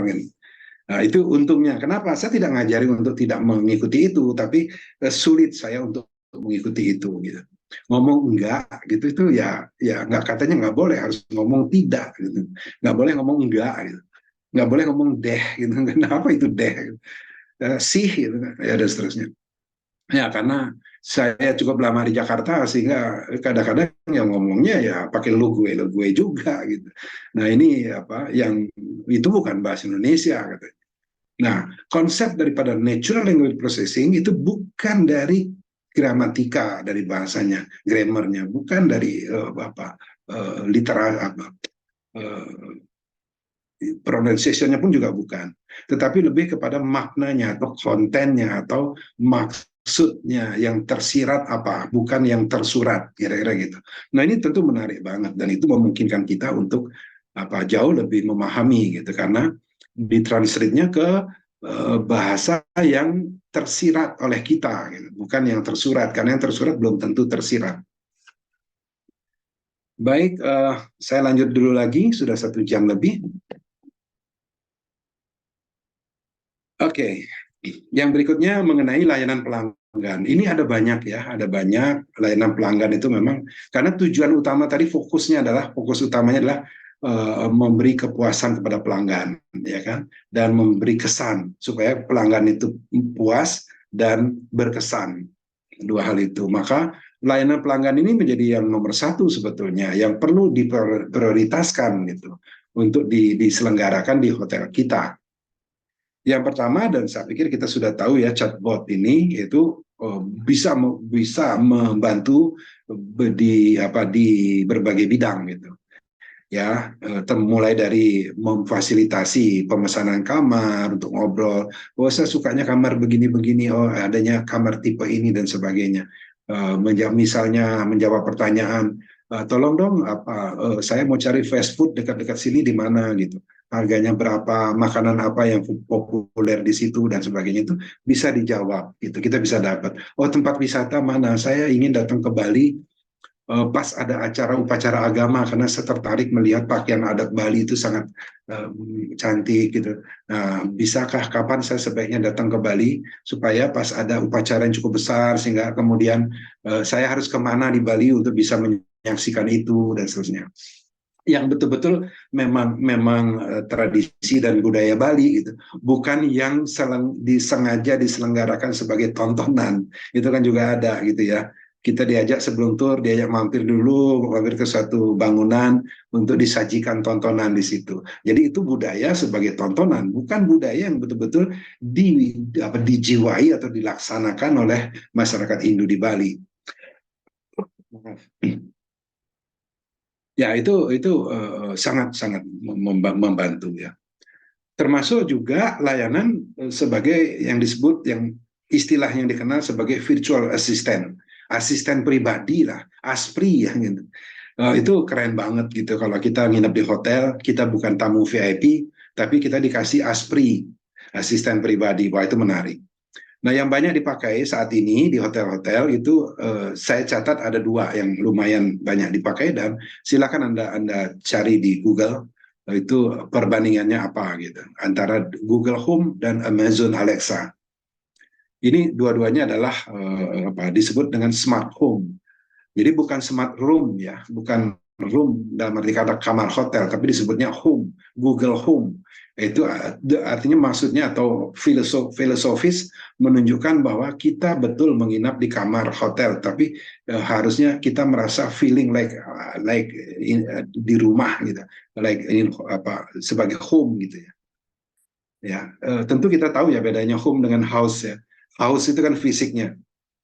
Nah, kalau Amazon itu namanya Alexa. Alexa ini juga ide sebagai nama seorang ASPRI, asisten pribadi yang barangkali serba bisa, cerdas. Ya, misalnya katakan untuk kontrol AC di kamar gitu. Oh, kalau siang tolong suhunya dijaga sekian, tapi kalau sudah setep tidur lelap, dia tahu tuh, virtual asistennya tahu. Dia ukur dari tarikan nafas kita, dia tahu oh, ini bos saya sudah tidur nyenyak ini. Itu lampunya diredupkan, lalu AC-nya dikecilkan lagi supaya nggak kedinginan nanti dan seterusnya. Termasuk juga kita nggak perlu belajar alat-alat yang ada di hotel di kamar itu. Gimana sih caranya nge-set alarm? Saya minta di-set alarm jam 5 pagi gitu. Sehingga kemudian dibimbing melalui telepon, pencet ini dulu Pak, pencet ini dulu, dan seterusnya. Akhirnya kemudian karena repot, lalu ya sudahlah itu di take over oleh hotel. Ya udah Pak, nggak usah ngajuin alarm Pak mau dibangunin jam berapa? Ya, nanti ditelepon gitu. Jadi hotel yang sibuk ingetinnya. Nah, kalau kebetulan tenaganya ada 3, ada kamarnya ada 600, lalu ada 300 yang minta diingetin, diteleponin gitu. Ada yang terlambat nelpon karena semua mintanya dibangunin jam 5 gitu. Jadi kasih alarm jam 5. Apalagi urusan reminder ya, mengingatkan gitu. Pak tadi minta diingatkan jam 4 sore Bapak mau main tenis gitu dan sebagainya. Apalagi kalau kita ngomong soal hiburan, wah itu sudah bisa banget AI membantu di situ. Dan bukan hanya di hotel sebetulnya, teknologi AI itu bisa juga di tempat lain. Bisa untuk di mobil kita sendiri, misalnya seperti keinginan saya begitu kemarin ngomong dengan pihak otomotif, gitu ya. Bisa nggak gitu supaya apa player ya, music player atau song player punya saya itu sedikit canggih lah gitu, sedikit cerdas lah gitu, sehingga apa mutarkan lagu itu yang muterin lagu yang memang saya suka gitu. Begitu juga kalau kita masuk nginep di hotel, kita sediakan itu lagu-lagu yang memang tamunya menyatakan suka lagu-lagu apa, atau pernah menginap walaupun sudah 5 tahun yang lalu, 10 tahun yang lalu, data masih tercatat, masih tersimpan maksud saya. Nah itu kita tahu, oh Sandi ini sukanya lagu apa gitu. Wah ternyata Sandi ini sukanya lagu dangdut gitu ya, suka lagu apa namanya itu istilahnya yang Jawa Timuran, Banyuwangi itu kan ada karakternya sendiri itu musiknya. Nah itu misalnya sehingga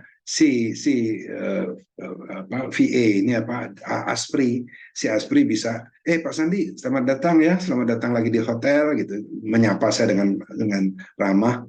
Itu loh si penyanyi ini yang dari Banyuwangi itu dia baru terbitkan single baru loh, mau denger nggak? Ya tolong putar gitu. Saya tinggal jawab gitu, lalu lagunya diputerin sambil saya bongkar koper ya, taruh baju dan sebagainya. Game juga sama. Kalau si Aspri tahu saya suka main game daripada nonton film, nonton TV, maka dia pun menyediakan game, beberapa game untuk saya gitu dan seterusnya. Hiburan-hiburan yang menyebabkan saya terhibur sehingga saya kemudian puas menginap di hotel itu. Tadi sudah dibahas membantu untuk komunikasi ya, kita bisa ngobrol gitu kalau kebetulan sendirian gitu, traveling karena tugas kantor, sehingga pas dari kamar itu merasa sendirian gitu, ada yang temani untuk komunikasi, ngobrol ngalor ngidul itu bisa banget gitu, ngobrol apa saja gitu. Dan tadi sudah juga dibahas mengenai mencari informasi apa yang kita mau gitu, kita bisa dapat.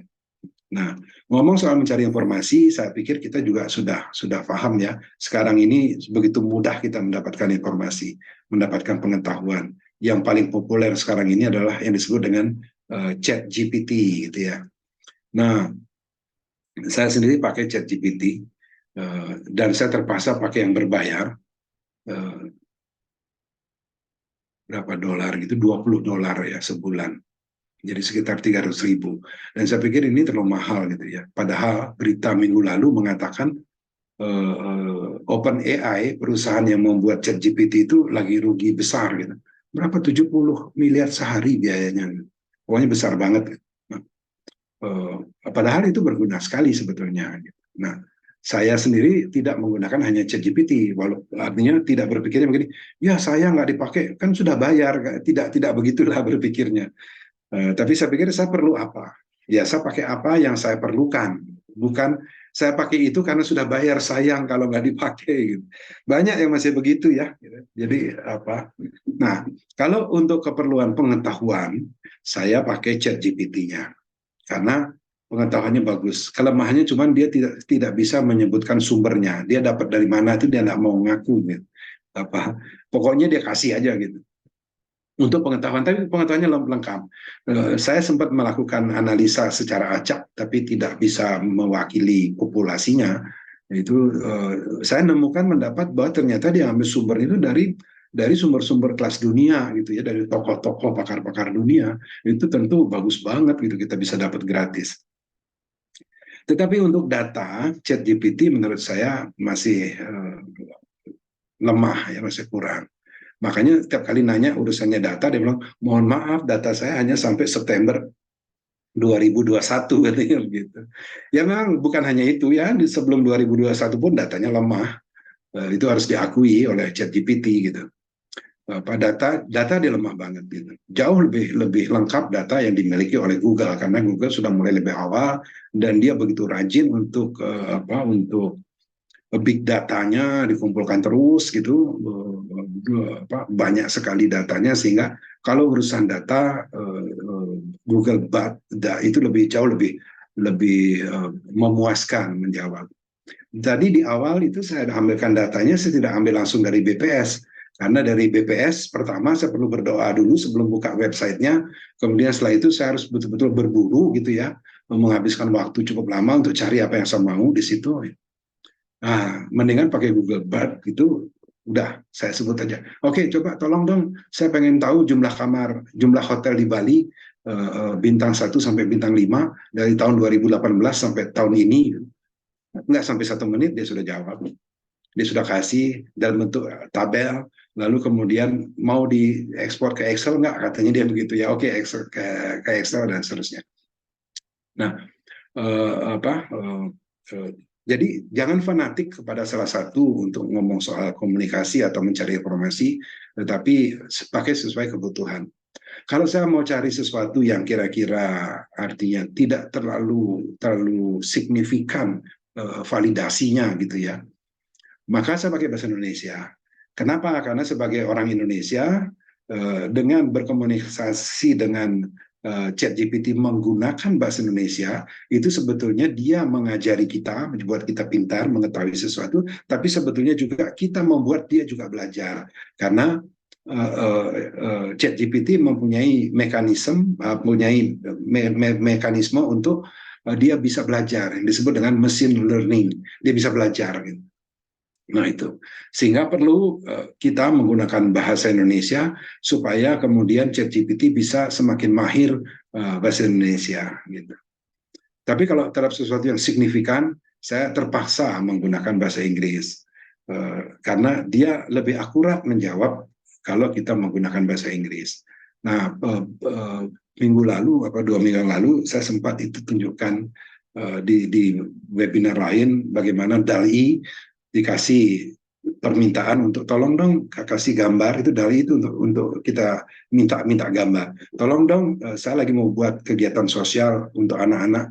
Saya perlu gambar foto nenek-nenek tua yang duduk di pinggir jalan sambil meminta-minta. Nah, kalau pakai bahasa Indonesia itu ya pokoknya kalau ada nenek dia tampilin kayak gitu.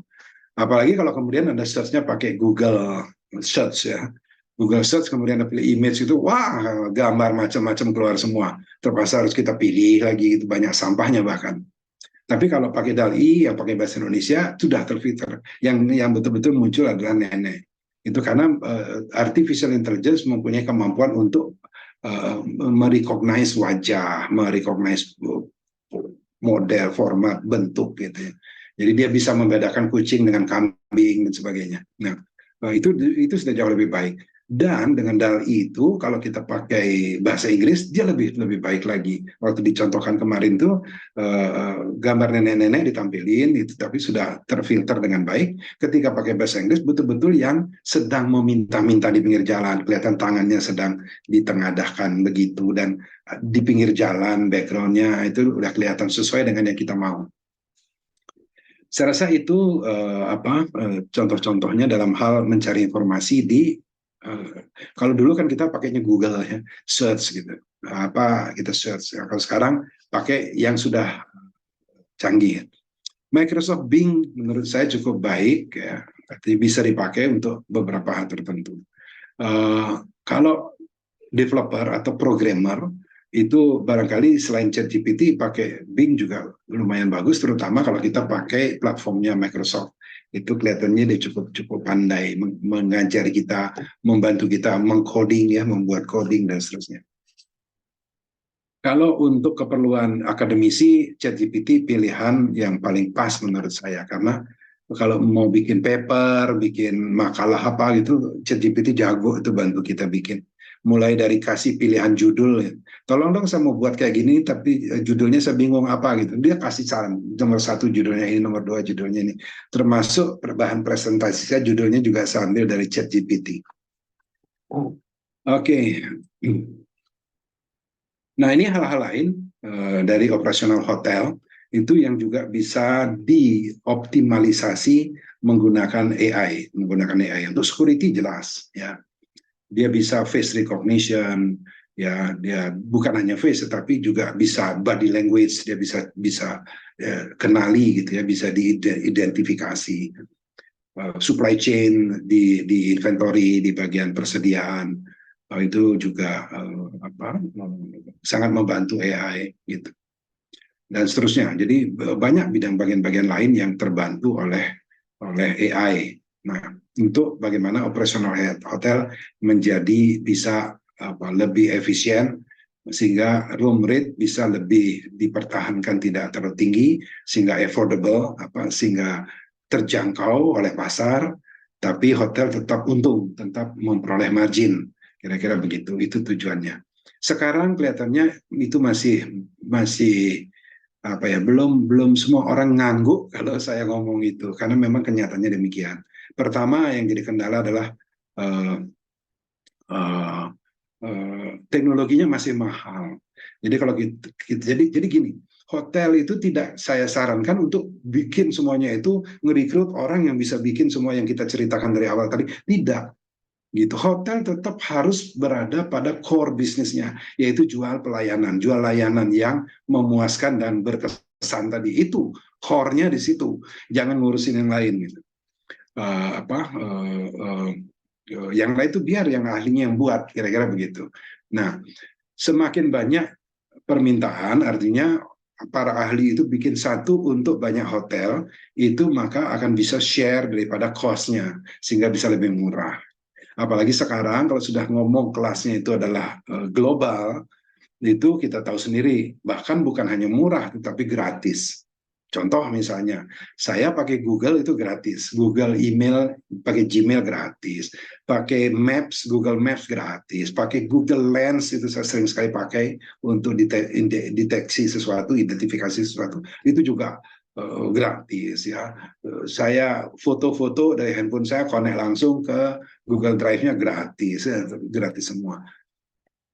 Itu. Nah, ke depan nanti, sekarang sudah gitu ya, kayak contoh tadi Google itu gratis, ke depan nanti semuanya akan jadi murah. Karena apa? Karena tidak lagi yang namanya solusi itu tidak lagi diperjualbelikan, tetapi disewakan. Sehingga kita hanya bayar operasionalnya, tidak perlu membeli barangnya.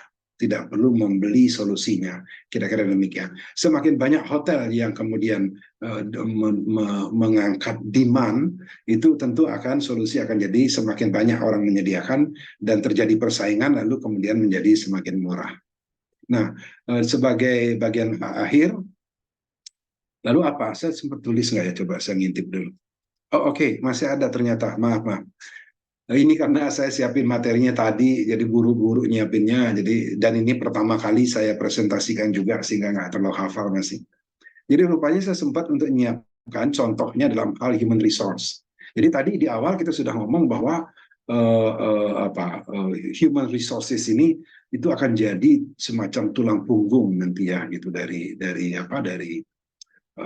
teknologi yang kita pakai AI ini. Nah, maka kemudian human resource itu harus transform dirinya, tidak lagi sekedar menangani tugas-tugas karyawan gitu ya, pengaturan karyawan, tetapi ikut terlibat dalam hal mengenerate revenue gitu. Kira-kira begitu. Nah, untuk itu maka perlu talent perlu tenaga kerja yang memang fit dengan kebutuhan ke depan, bukan kebutuhan yang sekarang gitu, kebutuhan ke depan. Nah, bagaimana kemudian rekrutmen itu AI sangat bisa membantu. Bisa menseleksi otomatis ya. Kita butuh lowongan apa, posisi apa. Maka AI bisa membantu kita untuk menyeleksi secara otomatis dari ratusan atau mungkin ribuan pelamar kandidat gitu ya, CV yang ada, itu berdasarkan kualifikasi apa yang kita mau atau keyword tertentu untuk mendapatkan kandidat yang relevan. Termasuk juga bisa membantu untuk filtering, untuk tes, interview, dan bahkan psikotes dan sebagainya itu juga sudah bisa dilakukan. Termasuk AI bisa membantu menganalisa si kandidat. Dari semua informasi yang didapat, baik dari interview, video, bisa kemudian dikenali, ya, body language-nya dan seterusnya, termasuk semantiknya. Jadi bagaimana si calon itu menyampaikan sesuatu kalimatnya secara semantik seperti apa, gitu dan seterusnya. Nah itu bisa kita dapat kemudian hasilnya. Nah yang menarik itu adalah apa yang disebut dengan ATS, Applicant Tracking System. Ini tool sudah ada, gitu. Ada beberapa yang bagus menurut saya, silakan nanti di ini. Nah, ini tools untuk menemukan kandidat di portal-portal yang terkait dengan dunia kerja. Ini ada beberapa salah ketik, itu mohon dimaafkan ya. Pekerjaan jadi pekerjaan. Oke, ini sangat membantu. Ini sangat membantu karena pada prinsipnya kalau orang bilang tuh harus jemput bola sekarang, nggak bisa lagi kita duduk nungguin orang datang, bikin pengumuman, buka lowongan gitu, kemudian berharap orang rame-rame mendaftar. Itu barangkali sudah masa lalu yang harus kita tinggalkan. Kita harus menjemput bola istilahnya, harus mencari talent, mencari tenaga kerja yang kita butuhkan. Itu sudah dilakukan selama 10 tahun terakhir bahkan lebih oleh perusahaan-perusahaan nasional di Indonesia. Di luar ya, tapi di Indonesia mungkin sekitar mungkin sudah mulai 15 tahun, 20 tahun yang lalu sudah dimulai. Caranya bagaimana? Pertama, mereka mengadakan pendekatan kerjasama dengan perguruan tinggi, yaitu mahasiswa-mahasiswa di semester 4 gitu ya, itu sudah mulai dikualifikasi gitu, diperiksa atau di tes gitu ya, untuk apakah ini memang kandidat yang bagus atau tidak, apakah ini talent atau tidak. Nah begitu oke, ini talent gitu ya, IP-nya sekian dan sebagainya, kan ada ininya, parameternya. Nah maka kemudian perusahaan kemudian oke, kamu saya kasih beasiswa sampai dengan lulus nanti, tapi setelah itu kamu harus bekerja di perusahaan saya 2 tahun minimal dan sebagainya. Nah itu sudah dilakukan menjemput bola, sehingga perusahaan-perusahaan yang tidak punya kemampuan untuk memberi beasiswa untuk menalangi terlebih dahulu gitu ya, bayar in advance gitu. Nah sehingga ya akhirnya tersisa yang bagus-bagus sudah diambil oleh perusahaan-perusahaan tadi, sisanya baru kemudian diambil oleh yang lain. Itu kita harus menjemput bola.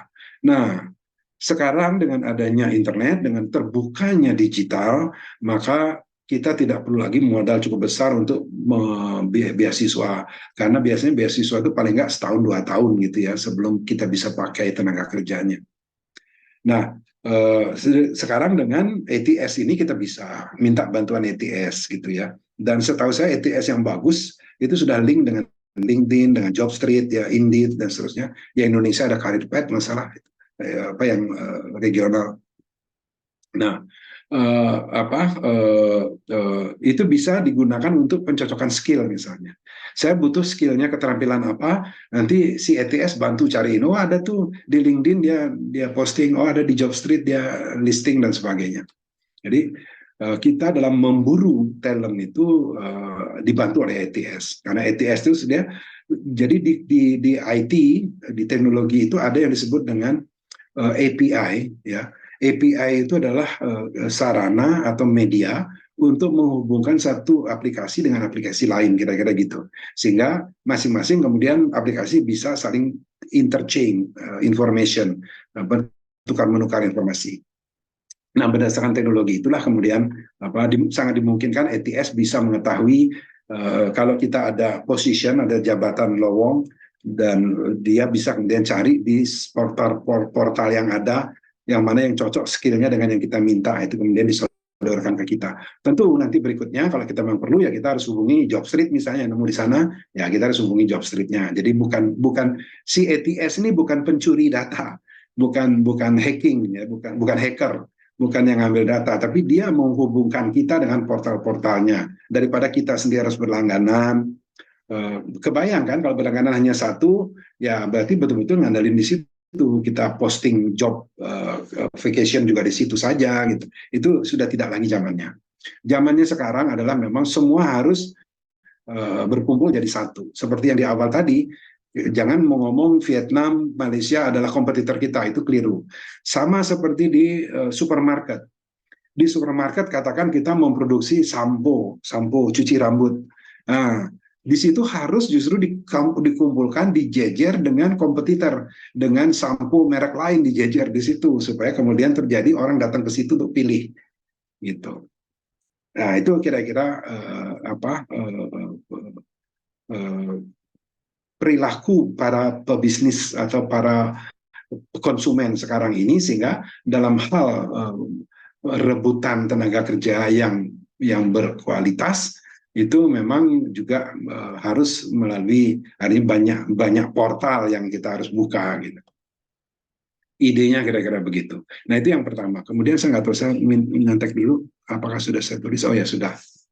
Ini hal lain adalah pelatihan karyawan. Ini sangat penting, ya. Dengan virtual reality tadi, pelatihan itu bisa jauh lebih efektif. Artinya, misalnya contoh mengoperasikan alat di engineering, misalnya alat-alat yang sensitif, itu nggak boleh salah. Nah, maka bisa pakai VR. Jadi seolah-olah dia menjalankan mesin itu, tapi sebetulnya itu hanya virtual gitu. Performance review atau KPI orang lebih sukanya nyebut, atau penilaian karyawan. Nah, itu biasa dilakukan antara lain soal prerequisite-nya apa, artinya apa syarat-syarat yang harus dipenuhi, ya, dan seterusnya, kemudian penilaiannya sendiri seperti apa. Nah, itu bisa dikombin dari data yang ada, kemudian pakai AI, kemudian untuk membantu kita menilai karyawan itu, sehingga hasil penilaiannya bisa jauh lebih akurat. Saya lanjut dulu, tinggal sedikit lagi. Nah, ini dia nih, poin terakhir nih saya rasa. Saya biasa kalau sudah ada what's next gitu, berarti biasanya ini sudah poin terakhir. Ya, tadi sempat saya singgung bahwa perlukah hotel itu menyediakan data orang-orang yang ahli dalam bidang artificial intelligence? Jawabannya jelas tidak. Tidak perlu. Hotel harus fokus pada core bisnisnya, yaitu menjual kamar, kasarnya begitu, atau menyediakan layanan yang memuaskan dan berkesan bagi tamunya. Itu di situ. Tetapi ada tetapinya. Tetapi ada baiknya hotel mempertimbangkan bagian IT-nya itu dilengkapi dengan satu orang yang disebut dengan data analis. Lebih bagus lagi ada data analis, ada data scientist. Itu bagus. Nah, tapi cukup data analis saja satu cukup, karena nanti dia yang akan menjadi mediator untuk berkomunikasi dengan penyedia solusi-solusi AI. Data analis ini yang sangat diperlukan, ya, sangat diperlukan untuk ya namanya juga data analis, yaitu untuk menganalisa data-data yang ada. Pada prinsipnya begini, data itu sekarang tidak perlu kita filter. Kalau zaman dulu data itu difilter dulu. Makanya ada istilah GIGO zaman dulu, garbage in, garbage out. Gitu. Artinya kalau sampah yang masuk, sampah pula yang keluar. Itu zaman dulu seperti itu, sehingga data itu perlu diverifikasi, difilter. Mana yang sampah jangan dimasukkan, yang bukan sampah masukkan. Gitu. Nah, kemudian ada juga metode di mana data harus diambil dari sumbernya, bukan data terapan, ya, bukan hasil salinan dan sebagainya. Nah, itu zaman dulu seperti itu. Kalau sekarang tidak. Sekarang teknologinya disebut dengan big data, data besar dalam jumlah besar, artinya data apapun semua tidak ada sampah, tidak ada yang namanya sampah, kira-kira gitu. Jadi semua data itu harus dikumpulkan, itu kemudian itu nanti baik untuk dianalisa. Nah, kami kebetulan menyediakan solusi untuk human resource untuk hotel, ya, untuk hotel. Nah, itu memang data itu tidak pernah dihapus, tidak pernah dihapus. Oh, ini kan karyawannya sudah 5 tahun yang lalu resign, ngapain lagi disimpan absennya, apalagi disimpan schedule-nya, apalagi disimpan pengambilan cutinya dan sebagainya. Itu enggak, itu tetap disimpan karena diperlukan untuk analisa-analisa. Konsekuensinya apa? Konsekuensinya adalah data jadi membengkak terus, menjadi tambah besar, nah sehingga kemudian membutuhkan hardware yang lebih besar. Kalau hardware-nya tidak diganti, tidak diperbesar, maka dia akan jadi lemot, jadi lambat, jadi ini. Nah, itu. Maka kemudian kalau yang kami lakukan, kami tidak meminta hotel untuk ganti alat yang lebih gede gitu, tapi yang kita sarankan adalah untuk yang kita sebut dengan yearly closing. Yearly closing ini adalah artinya data-data yang lama-lama, yang 5 tahun yang lalu, umum yang kita sudah jarang sekali butuhkan, itu kita pindahkan ke data bank atau ke suatu tempat yang yang menampung data itu. Nah, itu yang disebut dengan data warehouse. Data yang dikumpulin semua gitu, yang kita nggak ada bilang itu sampah atau bukan, jadi kumpulin semua di situ. Nah, analisa dilakukan di situ. Ya. Jadi operation tetap jalan karena datanya ramping, tetap jalan, tidak lemot, tetapi analisa tetap bisa dilakukan di data warehouse. Kemudian yang berikutnya adalah bekerja sama dengan perguruan tinggi. Ini penting. Ini penting. Saya menengarai perguruan tinggi di Indonesia, termasuk yang sponsor atau yang mendukung acara kita ini, itu adalah perguruan tinggi yang mumpuni dalam teknologi artificial intelligence. Saya tahu persis itu. Kemarin Pak Lukas, Dr. Lukas itu sempat menyampaikan bahwa beliau diminta jadi pembicara di Rusia. Jadi kemarin mereka ke Rusia, baru balik dari Rusia itu, dan seterusnya. Ada lagi Profesor Lani kemarin Pak Lukas sudah katakan Prof Lani sedang ke Aussie, ke Australia, ya, dan seterusnya. Nah, itu penting, kerjasamanya penting. Jadi begini, perguruan tinggi itu akademisi perlu mendapatkan pengetahuan mengenai bisnis hotel itu seperti apa. Ya. Nah, maka sebagai praktisi hotel dan akademisi itu bekerja sama, itu bisa menghasilkan. Tapi kalau hanya perguruan tinggi, sulit. Kalau hanya praktisi, juga sulit. Kira-kira demikian. Nah, mudah-mudahan bisa terjalin kerjasama itu, mudah-mudahan juga bisa dibuat semacam tempat berkumpulnya para stakeholder itu. Yang terakhir, yang ketiga, bekerja sama dengan bootcamp atau penyedia jasa keterampilan. Nah, ini juga menurut saya hal penting karena memang kebutuhannya mendesak sehingga tidak bisa ditunda. Maka kerjasama dengan bootcamp itu adalah hal yang baik. Saya lihat bootcamp sangat berkembang di luar, tapi di Indonesia kelihatannya belum terbiasa.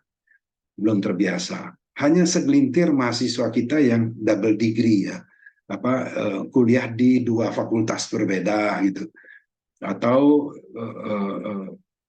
istilahnya sarjana plus gitu ya, sarjana plus dia ahli apa gitu, juga masih jarang. Padahal itu penting banget.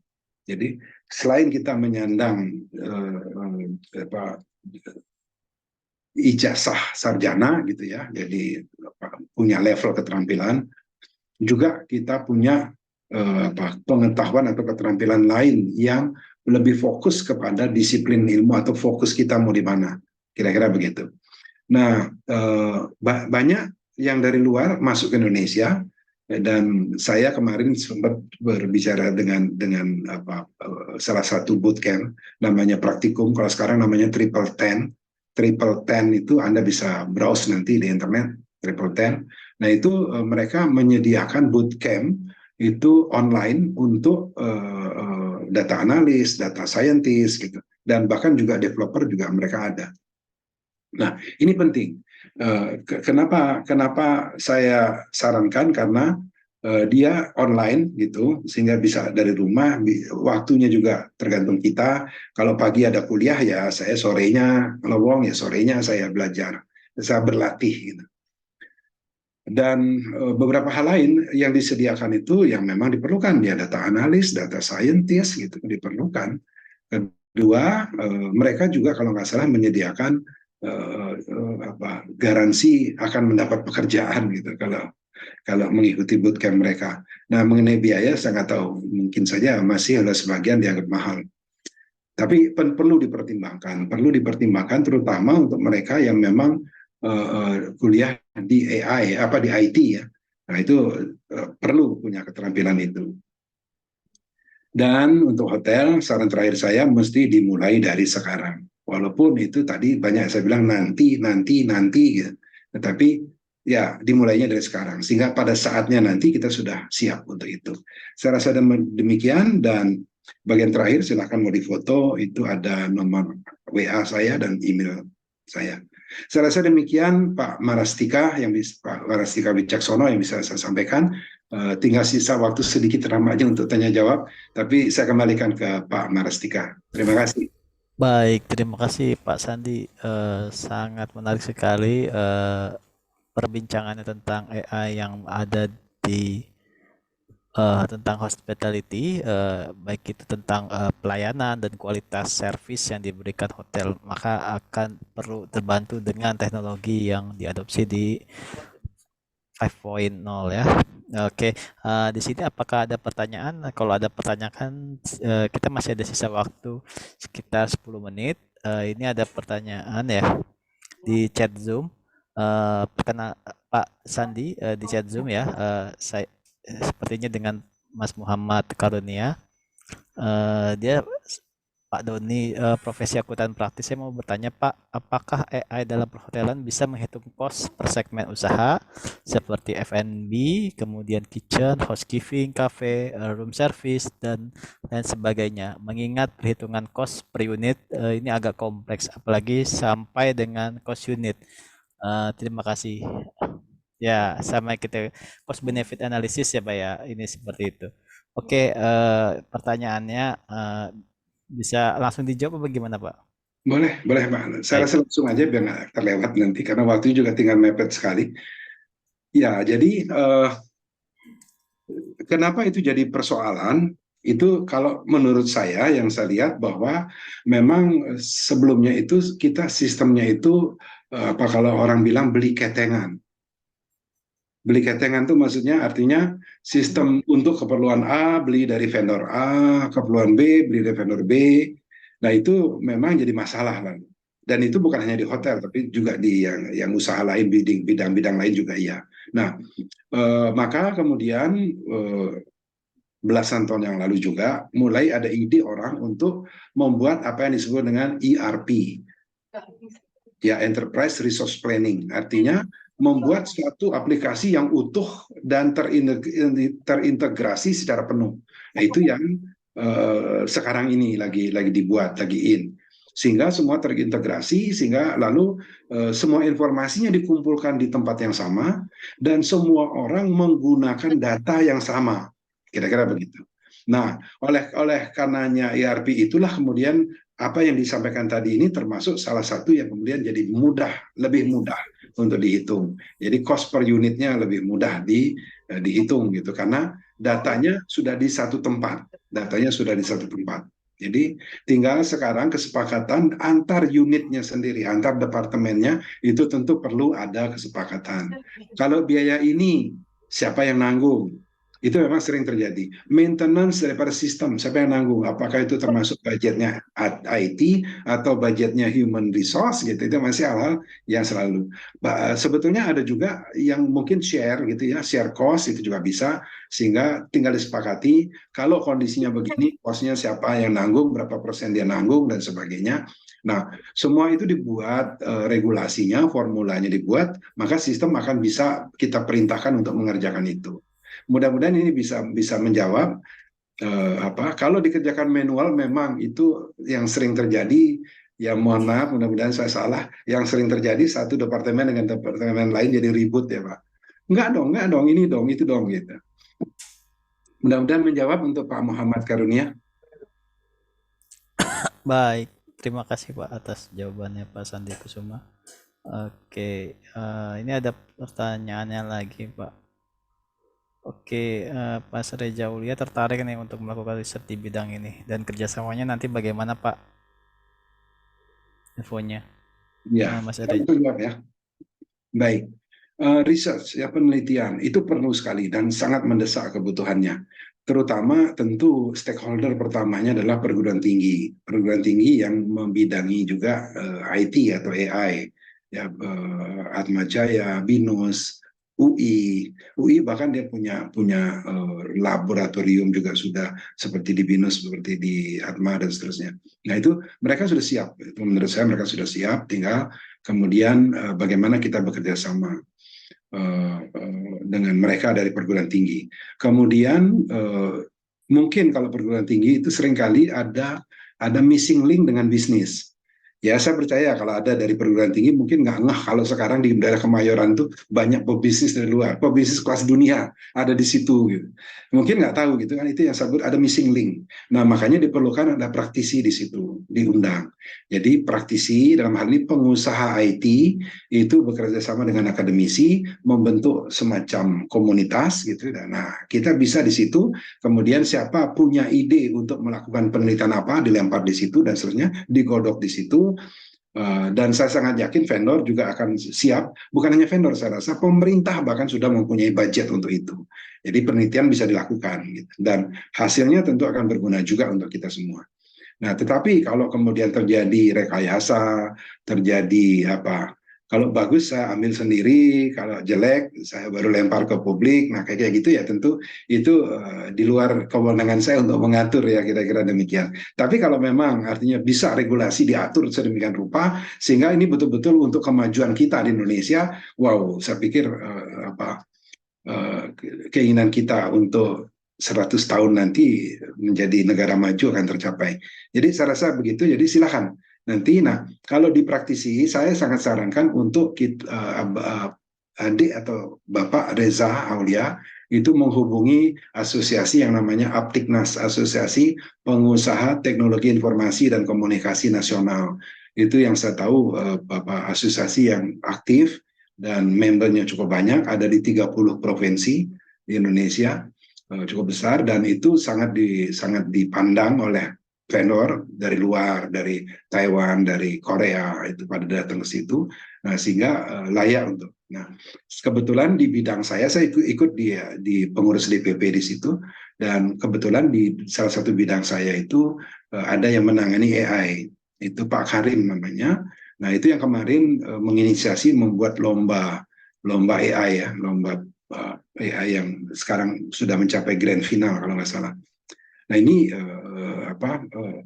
tentu bisa kita bersama-sama untuk di situ. Jadi silahkan saja nanti menghubungi Aptiknas, menghubungi Pak Karim itu di bidang artificial intelligence khusus di situ. Ada beberapa juga anggota ataupun pengurus kami yang memang sudah bermain, sudah basah-basah di situ gitu.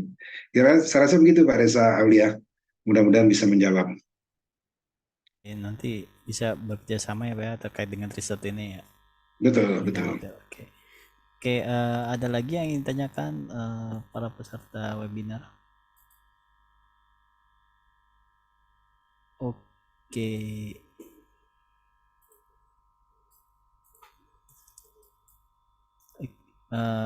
Waktu dan tempat kami persilahkan ke Bu Indrajani Suteja untuk mengakhiri penutupan, atau di sini ada Pak Lukas, apa tadi saya lihat Pak Lukas ya? Ada yang ingin Dokter Lukas yang ingin disampaikan?